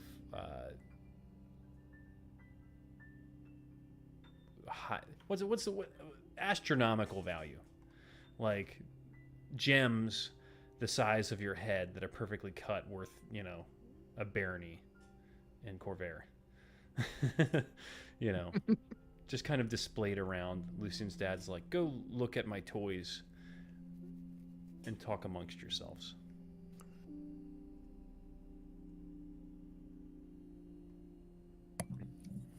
Eli nods, looks around for something cool to go look at. Zamra and her mother kind of stands up and grabs Zamra by the hand and walks over to the baby, and the two of them kind of pick up the baby and start looking at an item and, chatting. This older gentleman walks over next to Master Cathalos, who remains seated, and they're having a conversation. What are you guys doing? Roses. Aaron follows the baby. Oh. I feel like Zamra's mom is the one that's holding. Like a gun? Zamra Like went, weapons? No, what? Holding Summer's what? Oh, mom holding the is baby. holding the Why- baby. sorry, I don't know Yeah. why. I was like, oh, guns? Holding what? What just happened? in your Holding her mind? 9? Her No, her gats? She I feel like Zamra went to like grab for the baby, and she's like, "No, you always get to hold him," and then like smacked her hand away, picked up the baby. So, if you guys Rose. are, if I'm sorry, go ahead, Rose. Oops. I mean, like, are there like older historical paintings, or is it just all kind of like family portraiture of the Cathalis family? It's all. I mean, it's like pieces of art. So some of them are sculptures, and some of them are like more like traditional art. Yes, I'm asking specifically about the paintings themselves. oh, Unless okay. there's like Specific. an old historical like Gotcha. idol Gotcha. looking. So are you just gonna? There is a painting. So let's see here. Yeah, that's why I was asking if the paintings, if any of them were historical, or if they were all family portraiture style paintings. Mm-hmm. And how many of them were painted by Lucian's mom?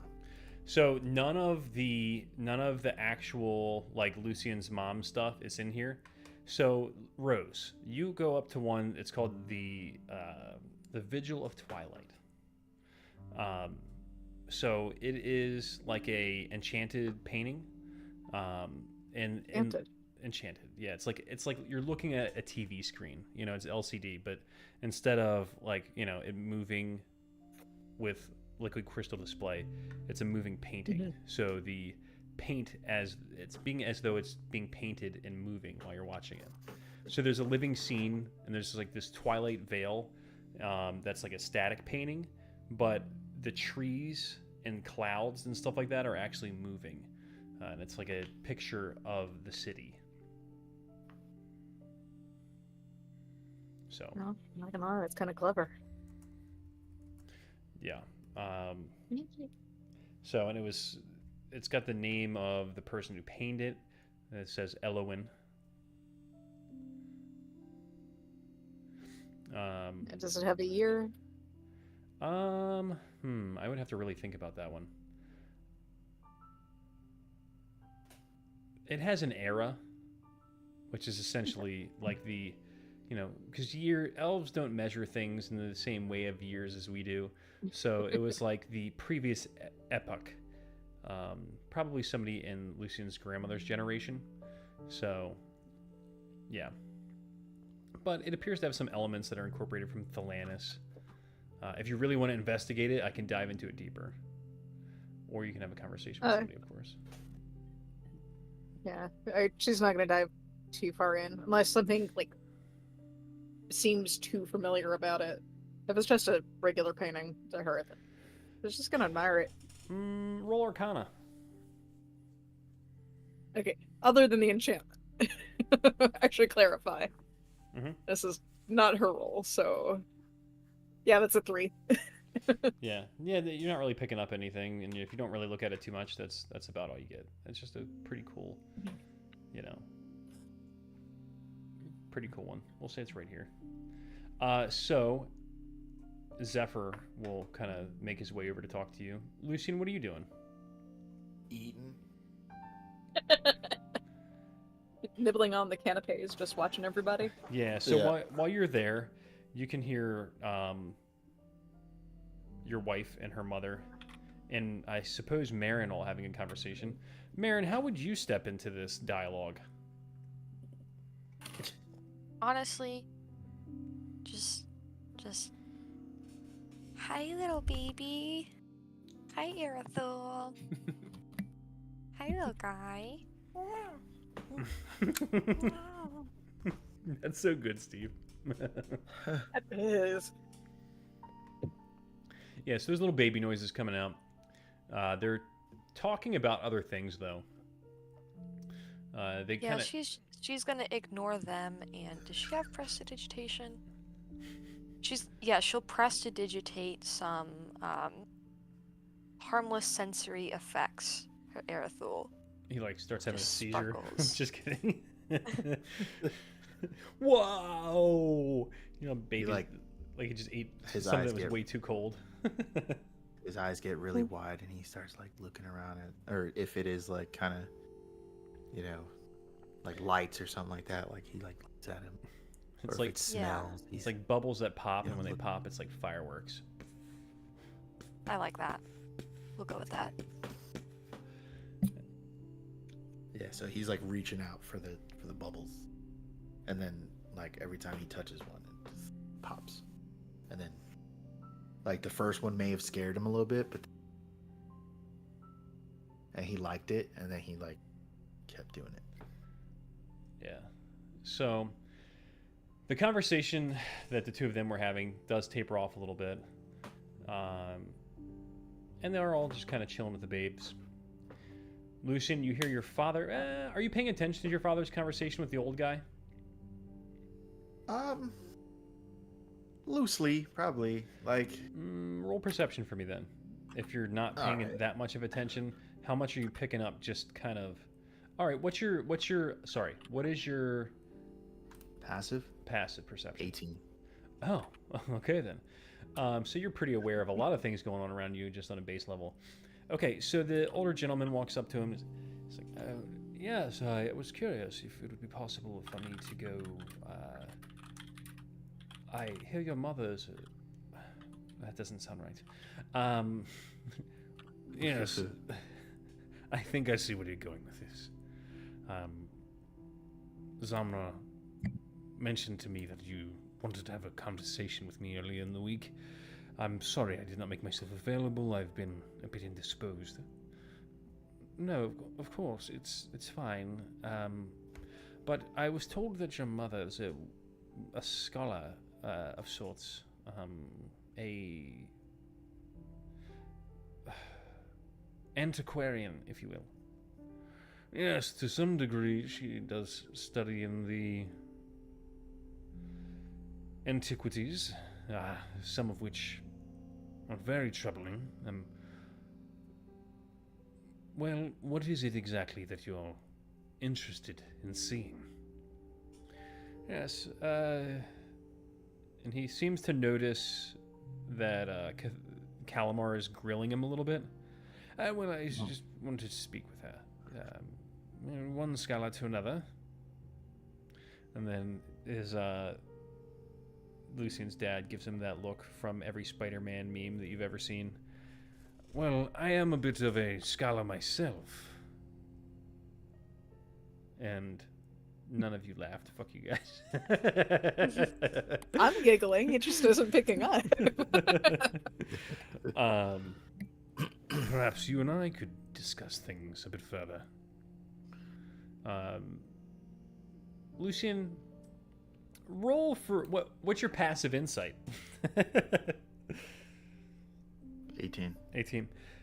You notice that he trips up a little bit for a moment. Of course, I would love that. Of course, not here now. Another time you and I could meet, and I would love to learn more about your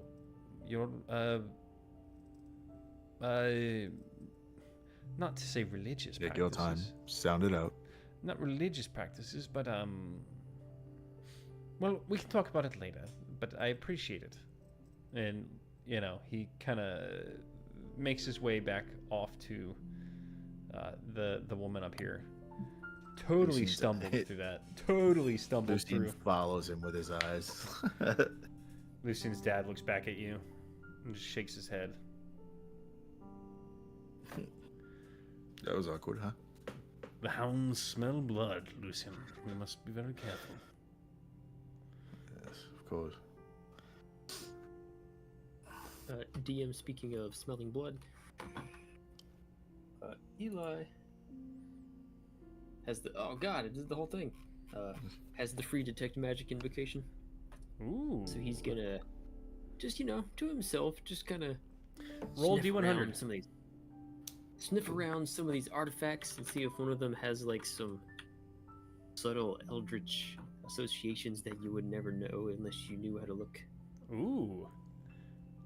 So which one are you looking at? Number 47.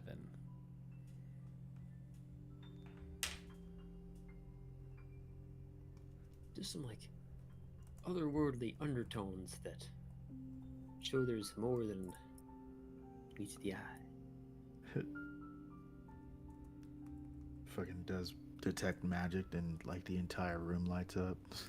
Yeah, my eyes. And does it automatically tell you what I'm not gonna read all that. What does it automatically tell you? I know, that's because it did the whole thing and not. I'll copy and paste the text. That you were looking for. You can sense the presence of magic 30 feet. The faint aura around visible creatures. You learn at School of Magic, if any. It tells me if it's magical and if it has an applicable School of Magic. But Eli's also leaning on some of his own feelings and knowledge of freaky, forbidden knowledge stuff. Okay. So you come across this is the Twilight Gallery. So all of these different things have like the Veil of Twilight was the name of the painting. So this is the Twilight Mirror. Give me an Arcana.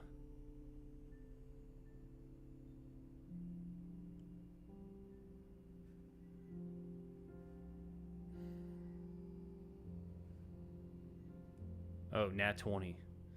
Oh, shite. Shite. All right. So you walk up to this mirror, and it is an ornate, full-length framed mirror, and like a dark, polished wood. It does have some elvish runes going around it, and it just seems to be like this swirling gradient. It's like a midnight blues and shimmering purples, and just in like ever-changing glass. And you stare into Shows it. you your heart's deepest desire. Mm. So, at a glance, what it does is when you look into it, it shows the reflection of places that you've been in your life that are positive, signatured places. What does he see? Positive signature places, so it doesn't send you back into a fucking trauma event.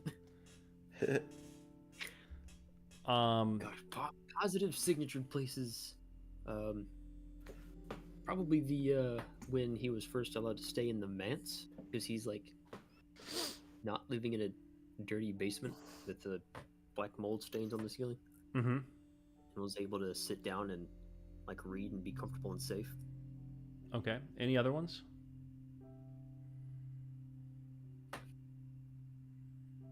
Oh, a couple of the really big like fight events that everybody had to take part in, that they were victorious through.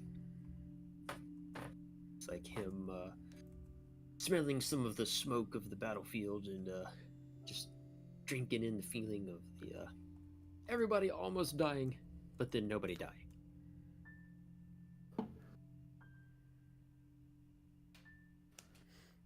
Cool. Any other specific places or things from your childhood? Even just something as simple as like a place that you used to go with your parents or something like that. Where is Eli from? He's born and raised city kid, so it would be somewhere in Fairhaven, though I'm not sure if the places that matter to this mirror show up from his childhood. Oh, not the best childhood. Okay. So you notice with your 26 Arcana and your knowledge of magic and things like that, even though you're seeing these places that are positive and bring back good memories, there's something a little bit unsettling about it. And you can see that there's some sort of effect that's happening. And as you look more deeply at these memories, you see an element that is standing out in each of them, almost unnoticeable. But it is either the shape, the silhouette, the face through a window, the reflection, someone that is in each and every memory that you pass through, that you don't remember being there, that potentially wasn't in your purview, looking at you. And it's the same person in each and every one of them. But you're not really able to make out who they are. It's a bit blurred. And as you notice it and you look at it more deeply, what do? There's almost a excited grin showing up at the corners of his mouth. It starts to grow a little bit, and he focuses in on that entity, almost like invitingly or daringly. Maybe even like yeah, you see me, don't you? I see you too, bitch. Come on. Speak to me, or reach out, or hit me, or something. Just give it. Just hit me. Roll a whatever your spellcasting modifier is. Roll a save for it.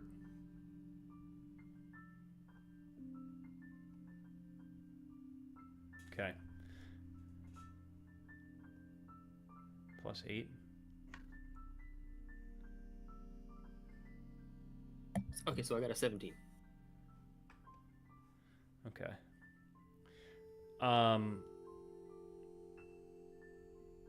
Is the dark one, is that your Warlock patron.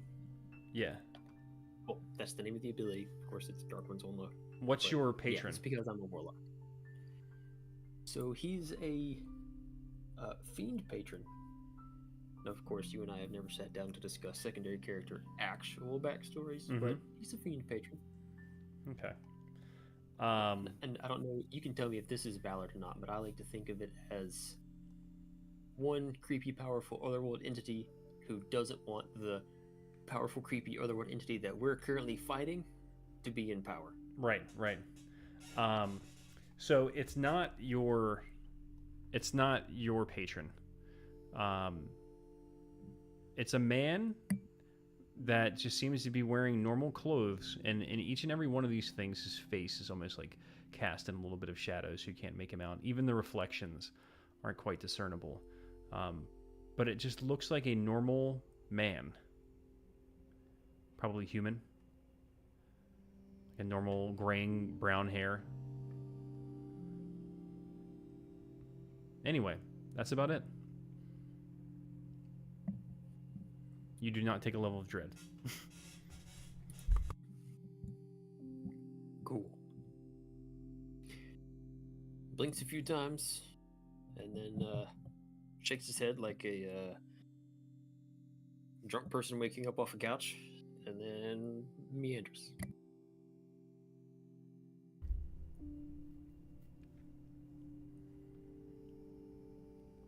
All right, Rose.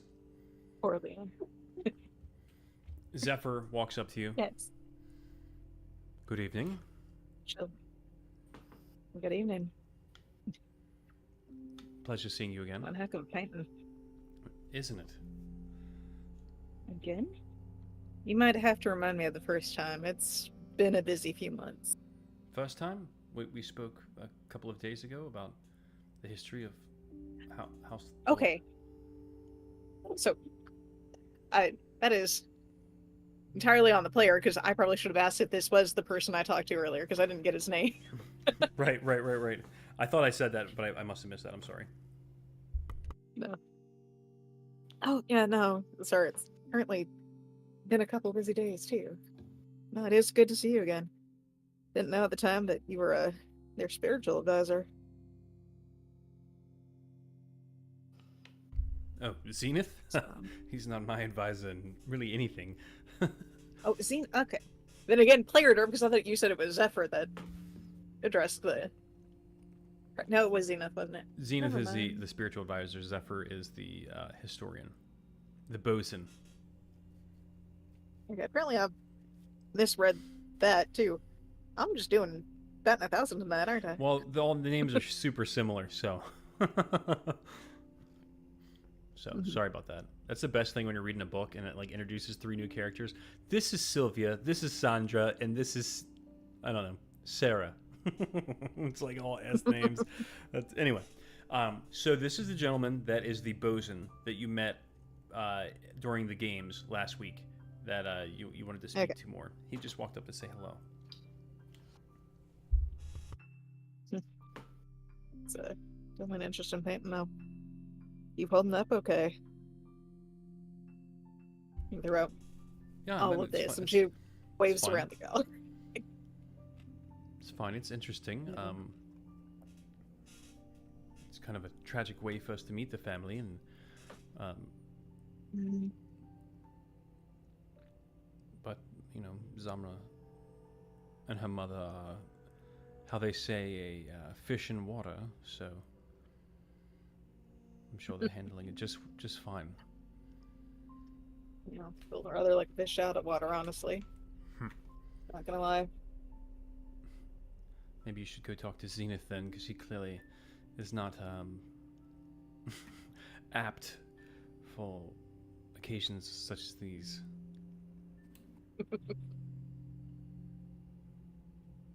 I think he and that lady friend of his are deep in conversation that I'd rather not intrude on. they're fine. glancing back over to They just. I don't know. I feel like everyone else gets along with him a bit better than I do. He's always. I'm not going to lie. I mean, we're related. But he's always creeped me out. It's just kind of. It's that weird, creepy vibe. in the knows too much about your future sort of way, or just the No, don't be alone in the same room with him kind of way? I don't want to go that far with it. He's never done anything untoward to me or anyone that I know of. But you know, sometimes you just get that vibe from people. Why am I even sharing this with you? This is inappropriate. Please. I am easy to talk to. Forgive my lack of propriety. Too many cheers before dinner. Toasts, cheers, whatever. Anyway,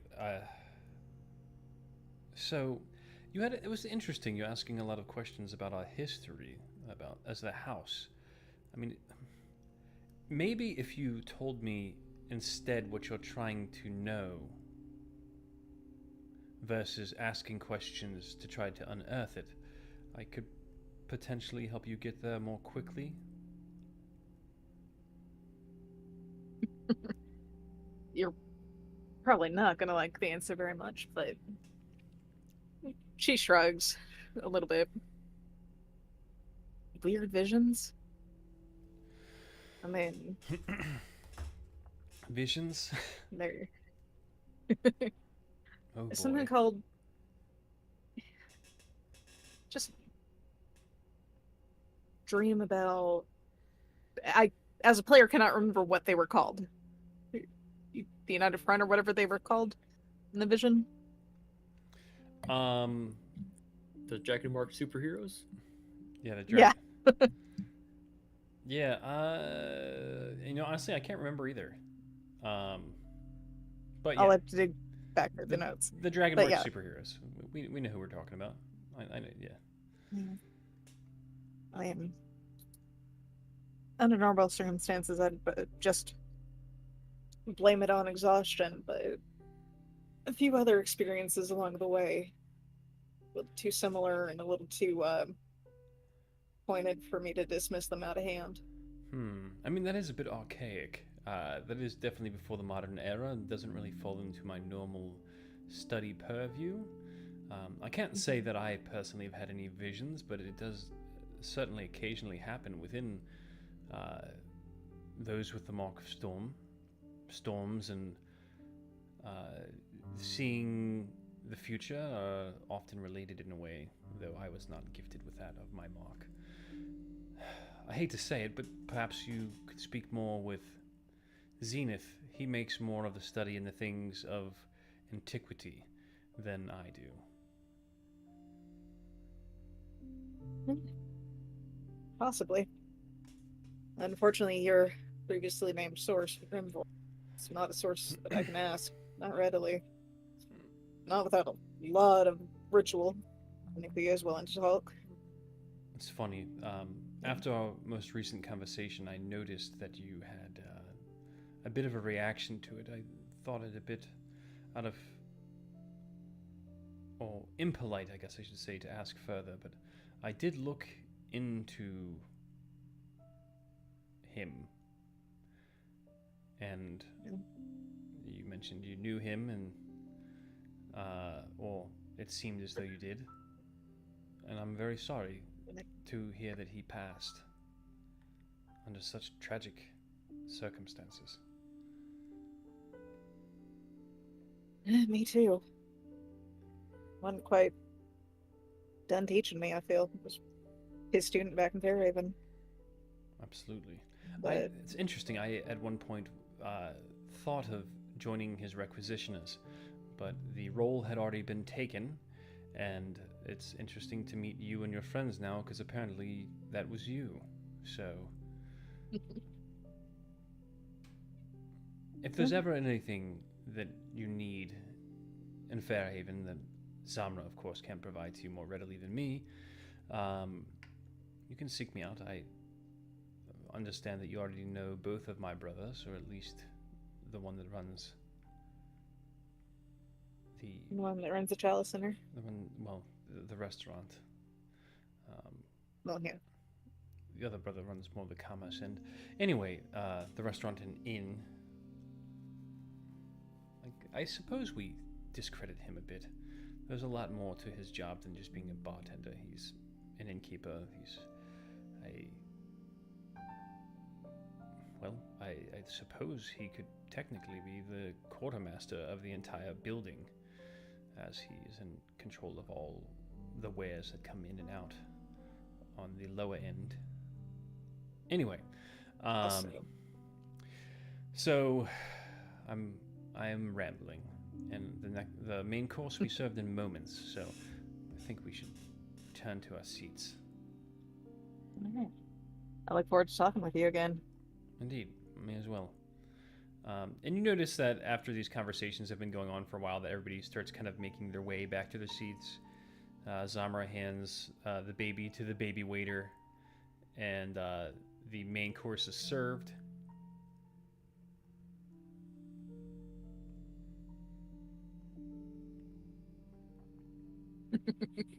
Are you You waiting land for on- me to give you another course, or is it the steak? It is the steak. Yeah, it's a steak with the, the Mashed potatoes. yeah. It is. They're these golden. They're like it's perfectly gold colored potato. It's from I don't fucking know. Sarlona. Sarlona golden mashed potato puree. It's interesting looking. You wouldn't think potato when you first saw it and you tasted it. It has a very like rich starchiness to it. That is almost more like a squash, but still tastes like potato as well. The steak's perfectly medium for people who like it medium. I'm more of a rare person, but whatever. That's how they do it in Zendrick. Definitely said rare. And everybody just kind of eats in silence.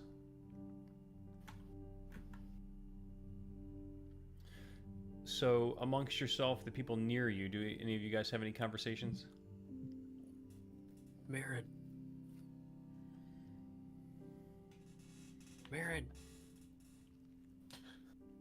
Yeah?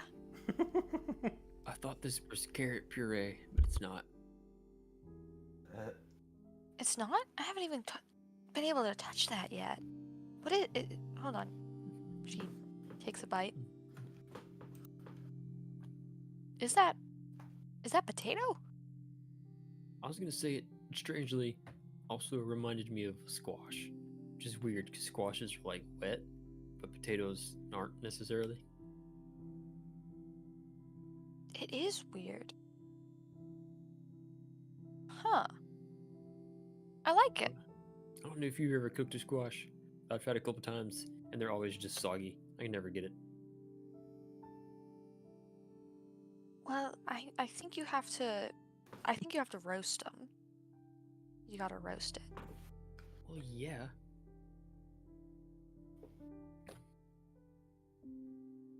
I've never actually had squash, so I don't actually know. But I've had plenty of potatoes, and this is some excellent potato. Yeah, everything here is really good. It's so good. He's like crying. Are you crying? It's the best dinner he's ever had in his life. Yeah. It's an order of magnitude. It's several income tax brackets above anything he's ever seen in his life. The presentation, the exoticness of it. I assume that everyone has Unparalleled. had that experience where they've gone out somewhere where they necessarily weren't able to afford to eat before, whether it's because they've moved up in life or are out for a family dinner or some sort of event like that, wedding, whatever. And it's just so obvious that he doesn't belong here.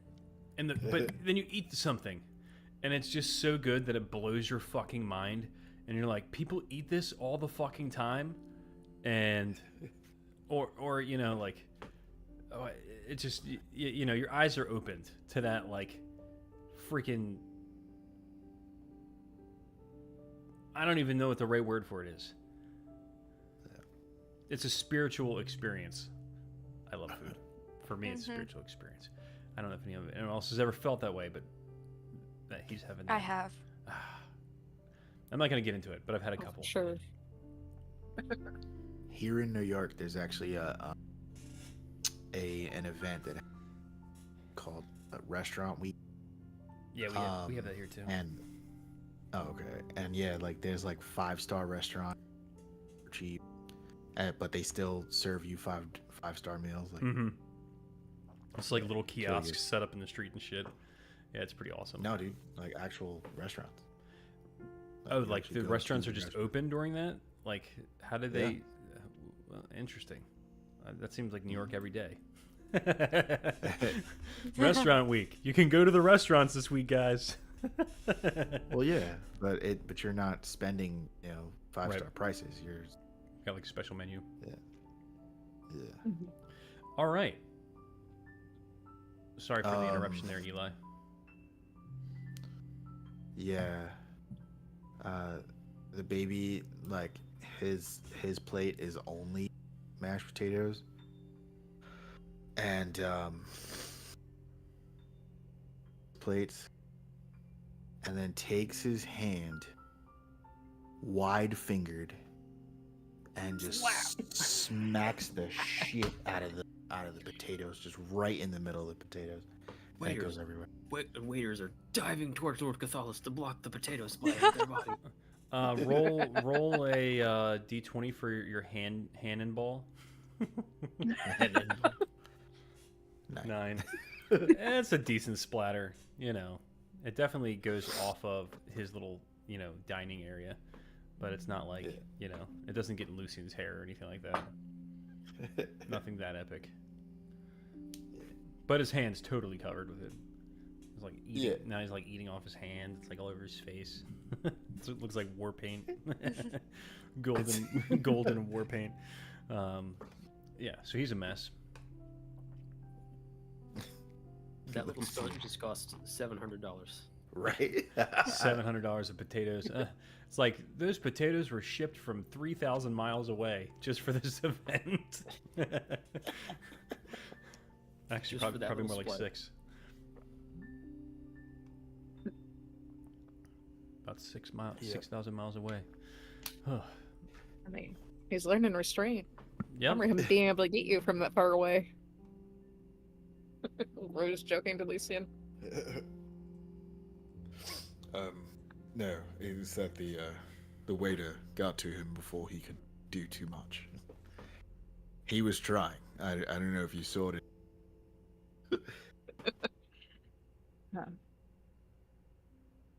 Yeah. He might make a marksman yet out of him. He has grown up Yeah. so well, though. That was his poor attempt at sharpshooter. That's funny.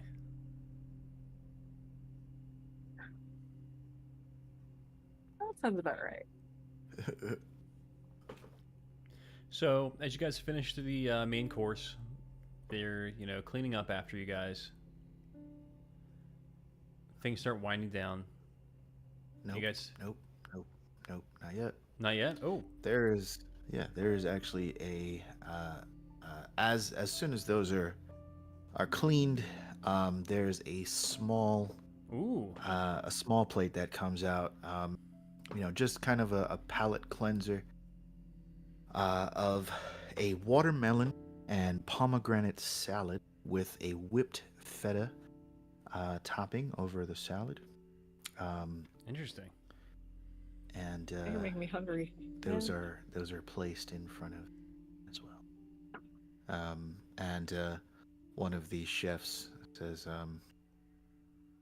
the dessert will be coming shortly after you finish your salads.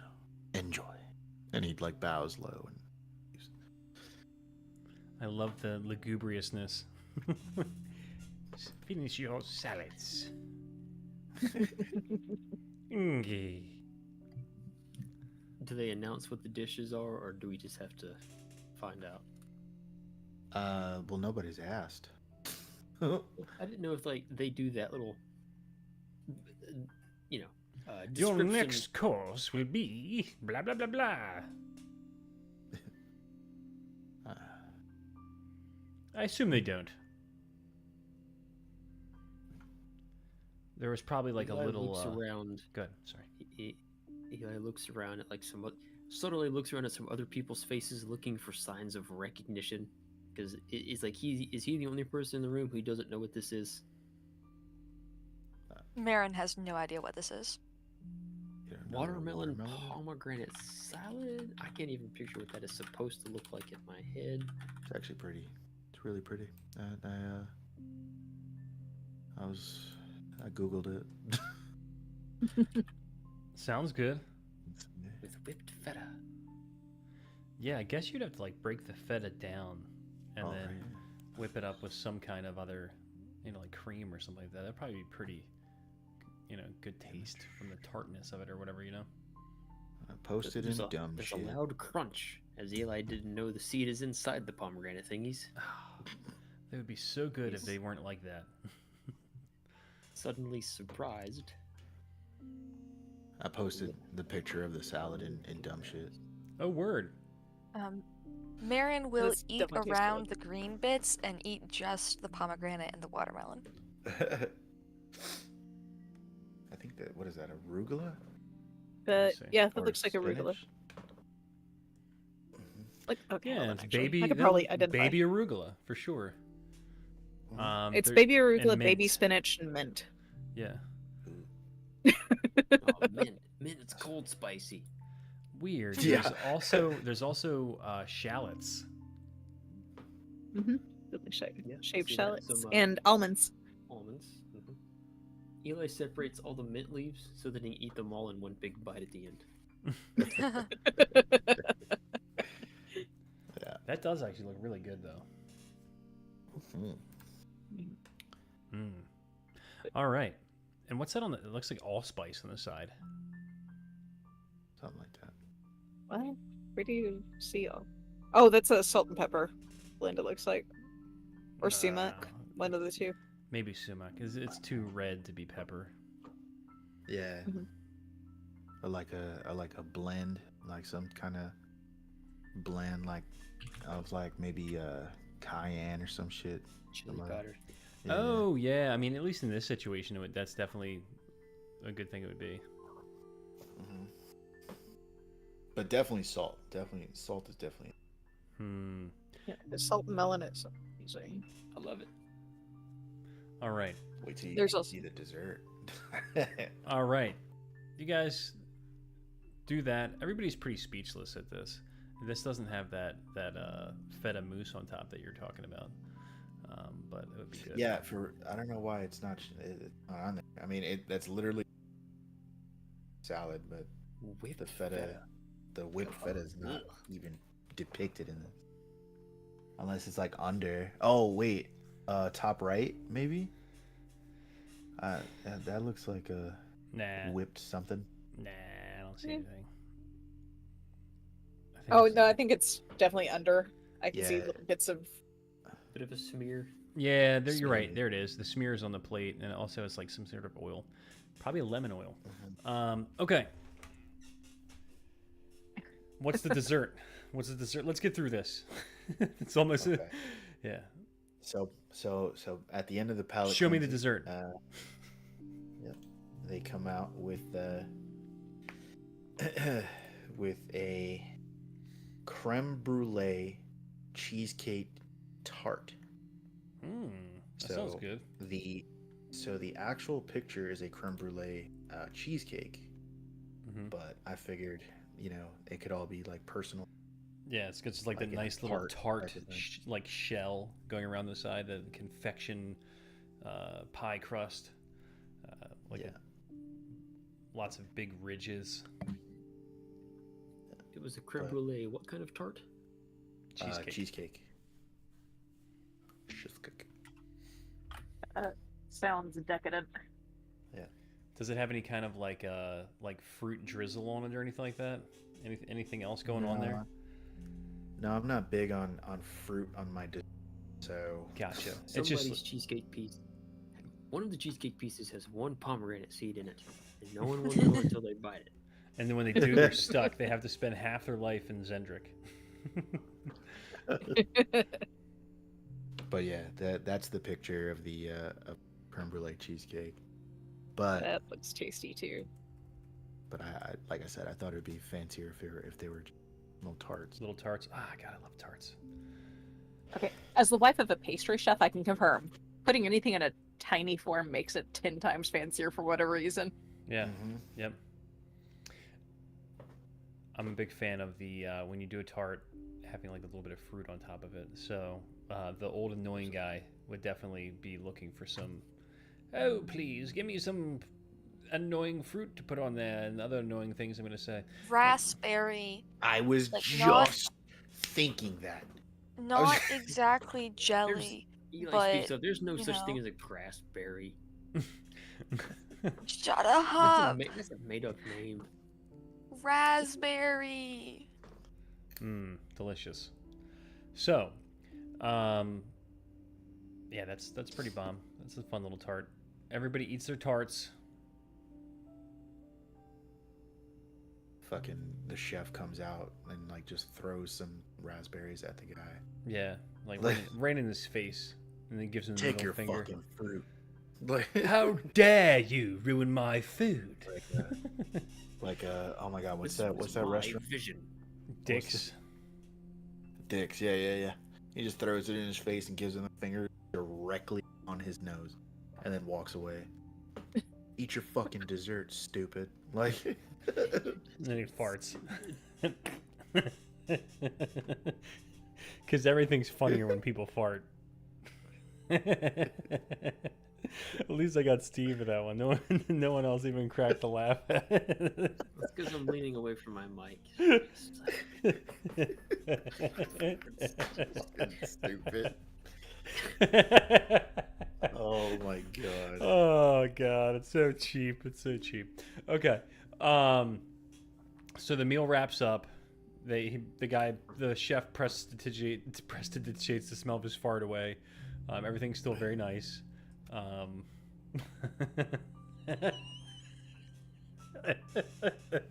He prestidigitates it only in his nose. Only the one guy knows. Yeah, the whole thing. Just So he's the only one that can smell it. why are we going on about this? All right, back to the session. Things start wrapping up. Lucian's father stands up.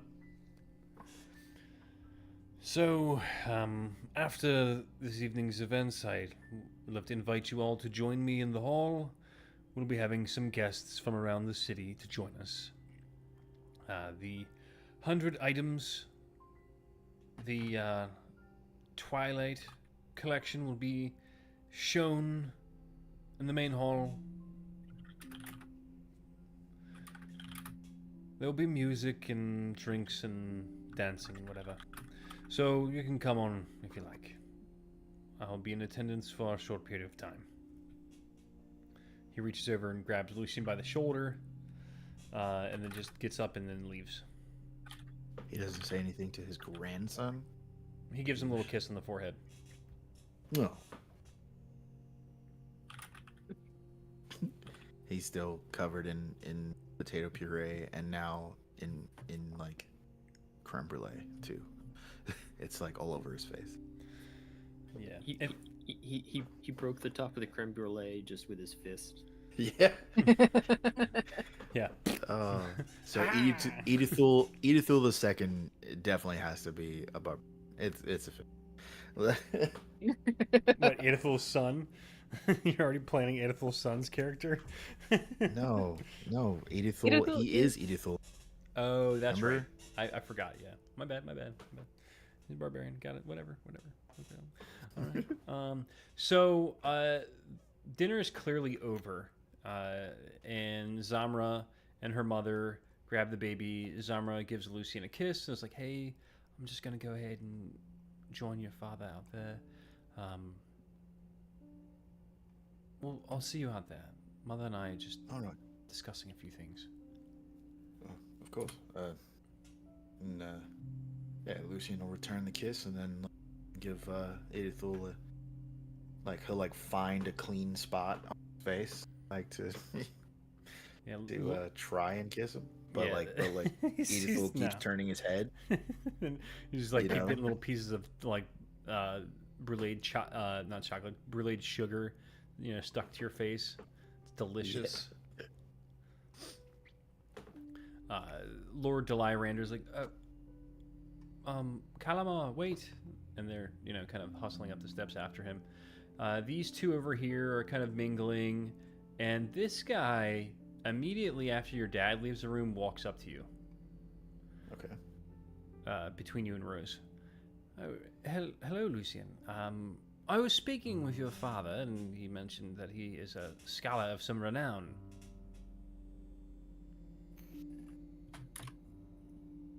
Okay. I'm curious of what the question is here. Oh, well, it's just interesting. I've never heard any other accounts of your father's scholarly activities, and I was just curious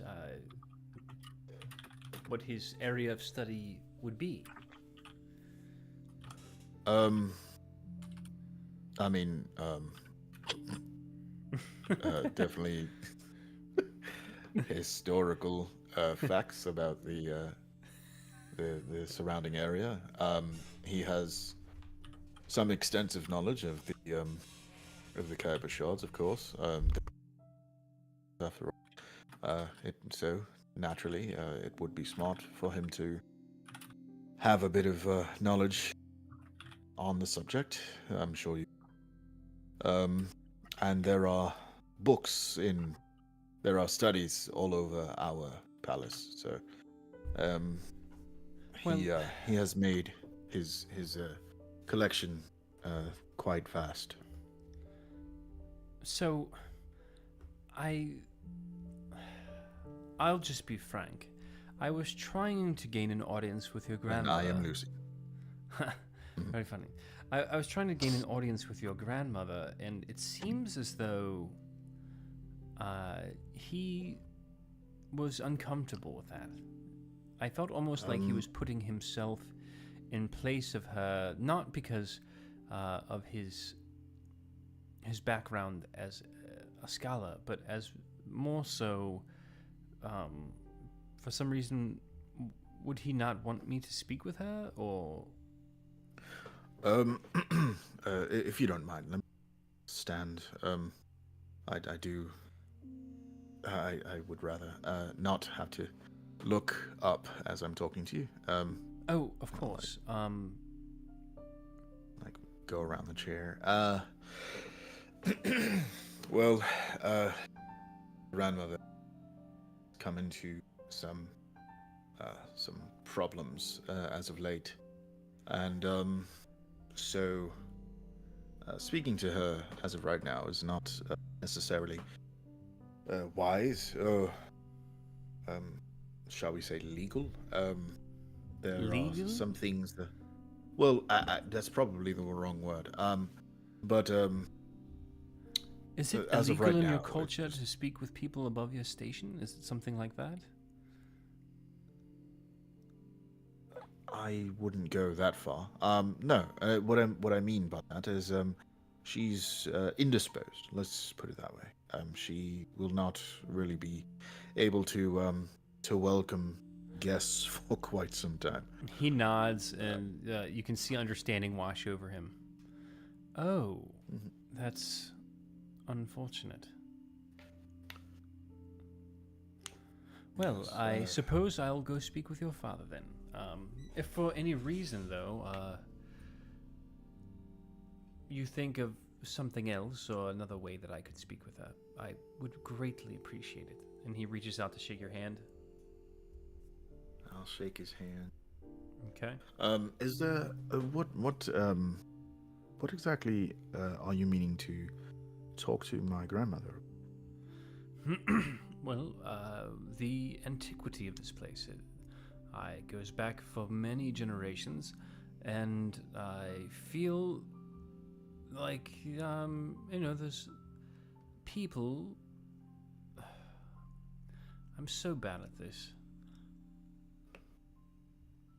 It's all right. Sound it out. No. I just feel as though she may have some information that I would like to know more about. Uh-huh. Considering her area of study, and he just kind of gestures to the city itself. I mean, it's no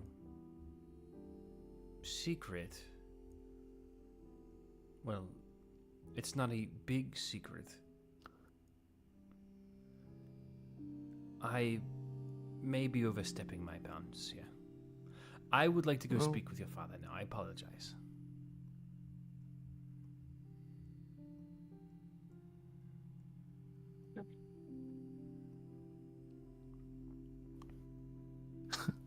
That's Lucien- certainly interesting. Lucian, like as he walks away, is just like his eyebrows are just up, like as he's watching him.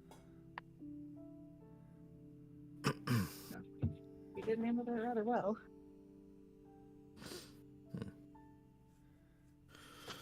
Not sure. Not sure how I feel about that one.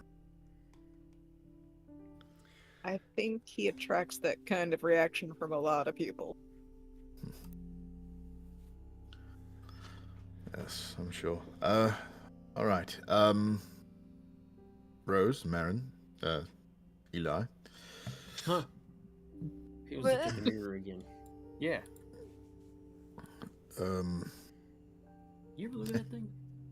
Oh yes, of course. I actually rather like that mirror. Have you seen him? Who? Seen who? Never mind. No.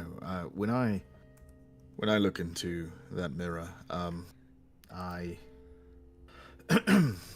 am reminded of my time. But damn, I am sorry.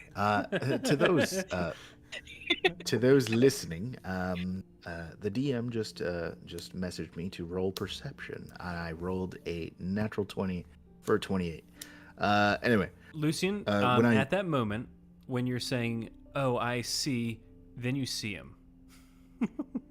You remember well, every time that you've looked Oh. into the painting that there was this disconcerting figure. Anyway, roll a, I guess it's wisdom is your spellcasting modifier? I believe so. Yes. Yeah, Yes, roll yes, a yes. whiz save at disadvantage. Ooh. That would still be a 16.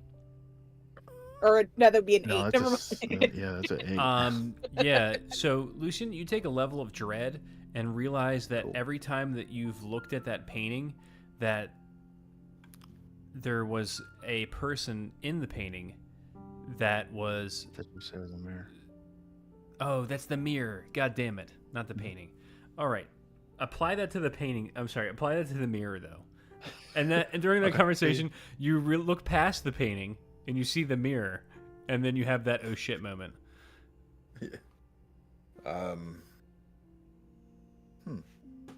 Like, all right, so yes, every time I look in the mirror, I'm reminded. You Of, just switch over to the mirror while you're talking to him. No, fucker. Because the original conversation was about the mirror. So Okay, like, so good. let's just Good. That's what I mean. change everything over to the mirror. Yes. Good. Call. Uh, Sorry. I am reminded of when my mother used to take myself and Erica and Carlisle to this grove that Yeah. Do you see him now? and then that's when Lucian stops because in this depiction he is now looking like what he's seeing is his mother sitting on a stump. The all three of the children himself, Erica, and Carlisle are kind of like running around right right near a fuck you a like a river, and then like occasionally kind of jumping in, but the the man that Eli saw is standing across the river and just watching. What do you think of that, DM? You cool with that description? Yeah. hate you. You just gotta butt in, don't you? Somehow. Yeah. So that's what he's seeing, and he stops and he's like, "That's never been there before. That I can. Well, actually, no. That's every time I've seen this in every memory." And he like describes the guy. Fuck off. He describes the guy to Eli. Is this the guy you see? Yeah, just some like nobody, nothing, dude. Huh. Yeah. Are you okay? Both of y'all then. Hey, yeah, we're having a moment. We're looking at each other in this mirror. It's just looking at each other.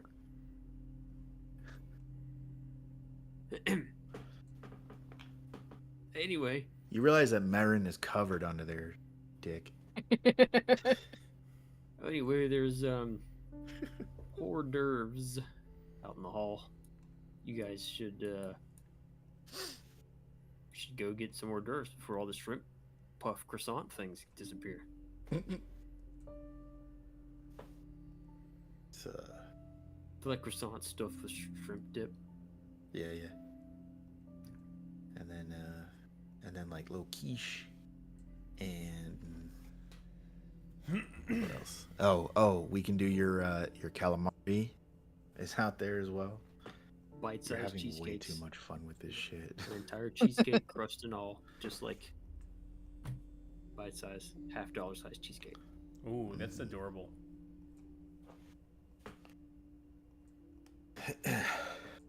Yeah. Gives it like I don't know. You know what? Lucian reaches.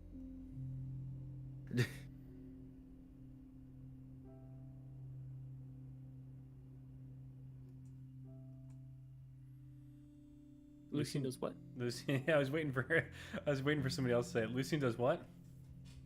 Did you not hear that? Did No. cut I out? heard the reaches out part. That's what I was waiting for everybody Is that what he else. said? That's what. And touches the mirror. That's okay.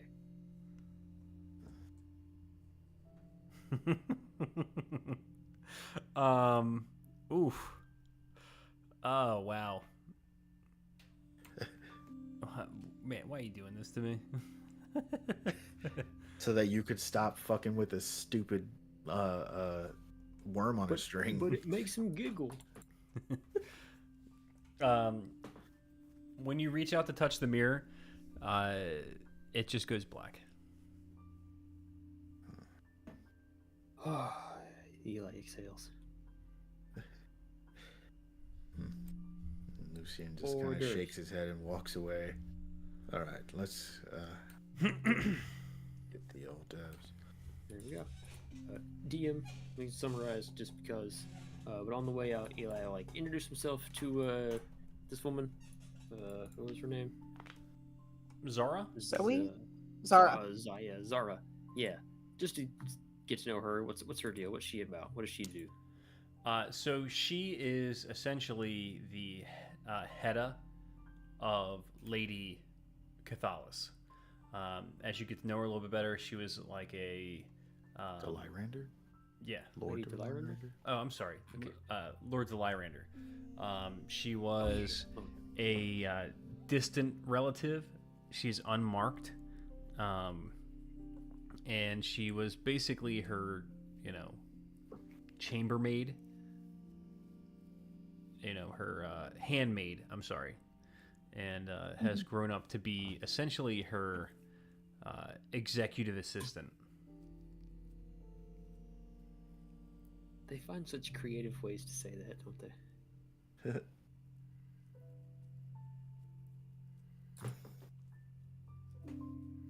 So, which I mean, essentially makes her the first mate. Right. Cool. Eli thinks that's super cool. Then it's finger food time. Sweet. Come on. Do you tiny guys have? sandwiches. Do you guys have 15 more minutes? If not, it's okay. We can pick it up next week. But I figured we could kind of wrap up the Zazie and Kavanen thing. Yeah, I got Me, plenty of time. I am fading fast. All right. I'm Well, we will Very pick it up. tired. No worries. We can pick it up next week. I'll make myself a note. And everyone, thanks for joining us. All right. You're welcome. Goodbye to everybody on the internet. Goodbye, everyone on the Goodbye to internet. everybody.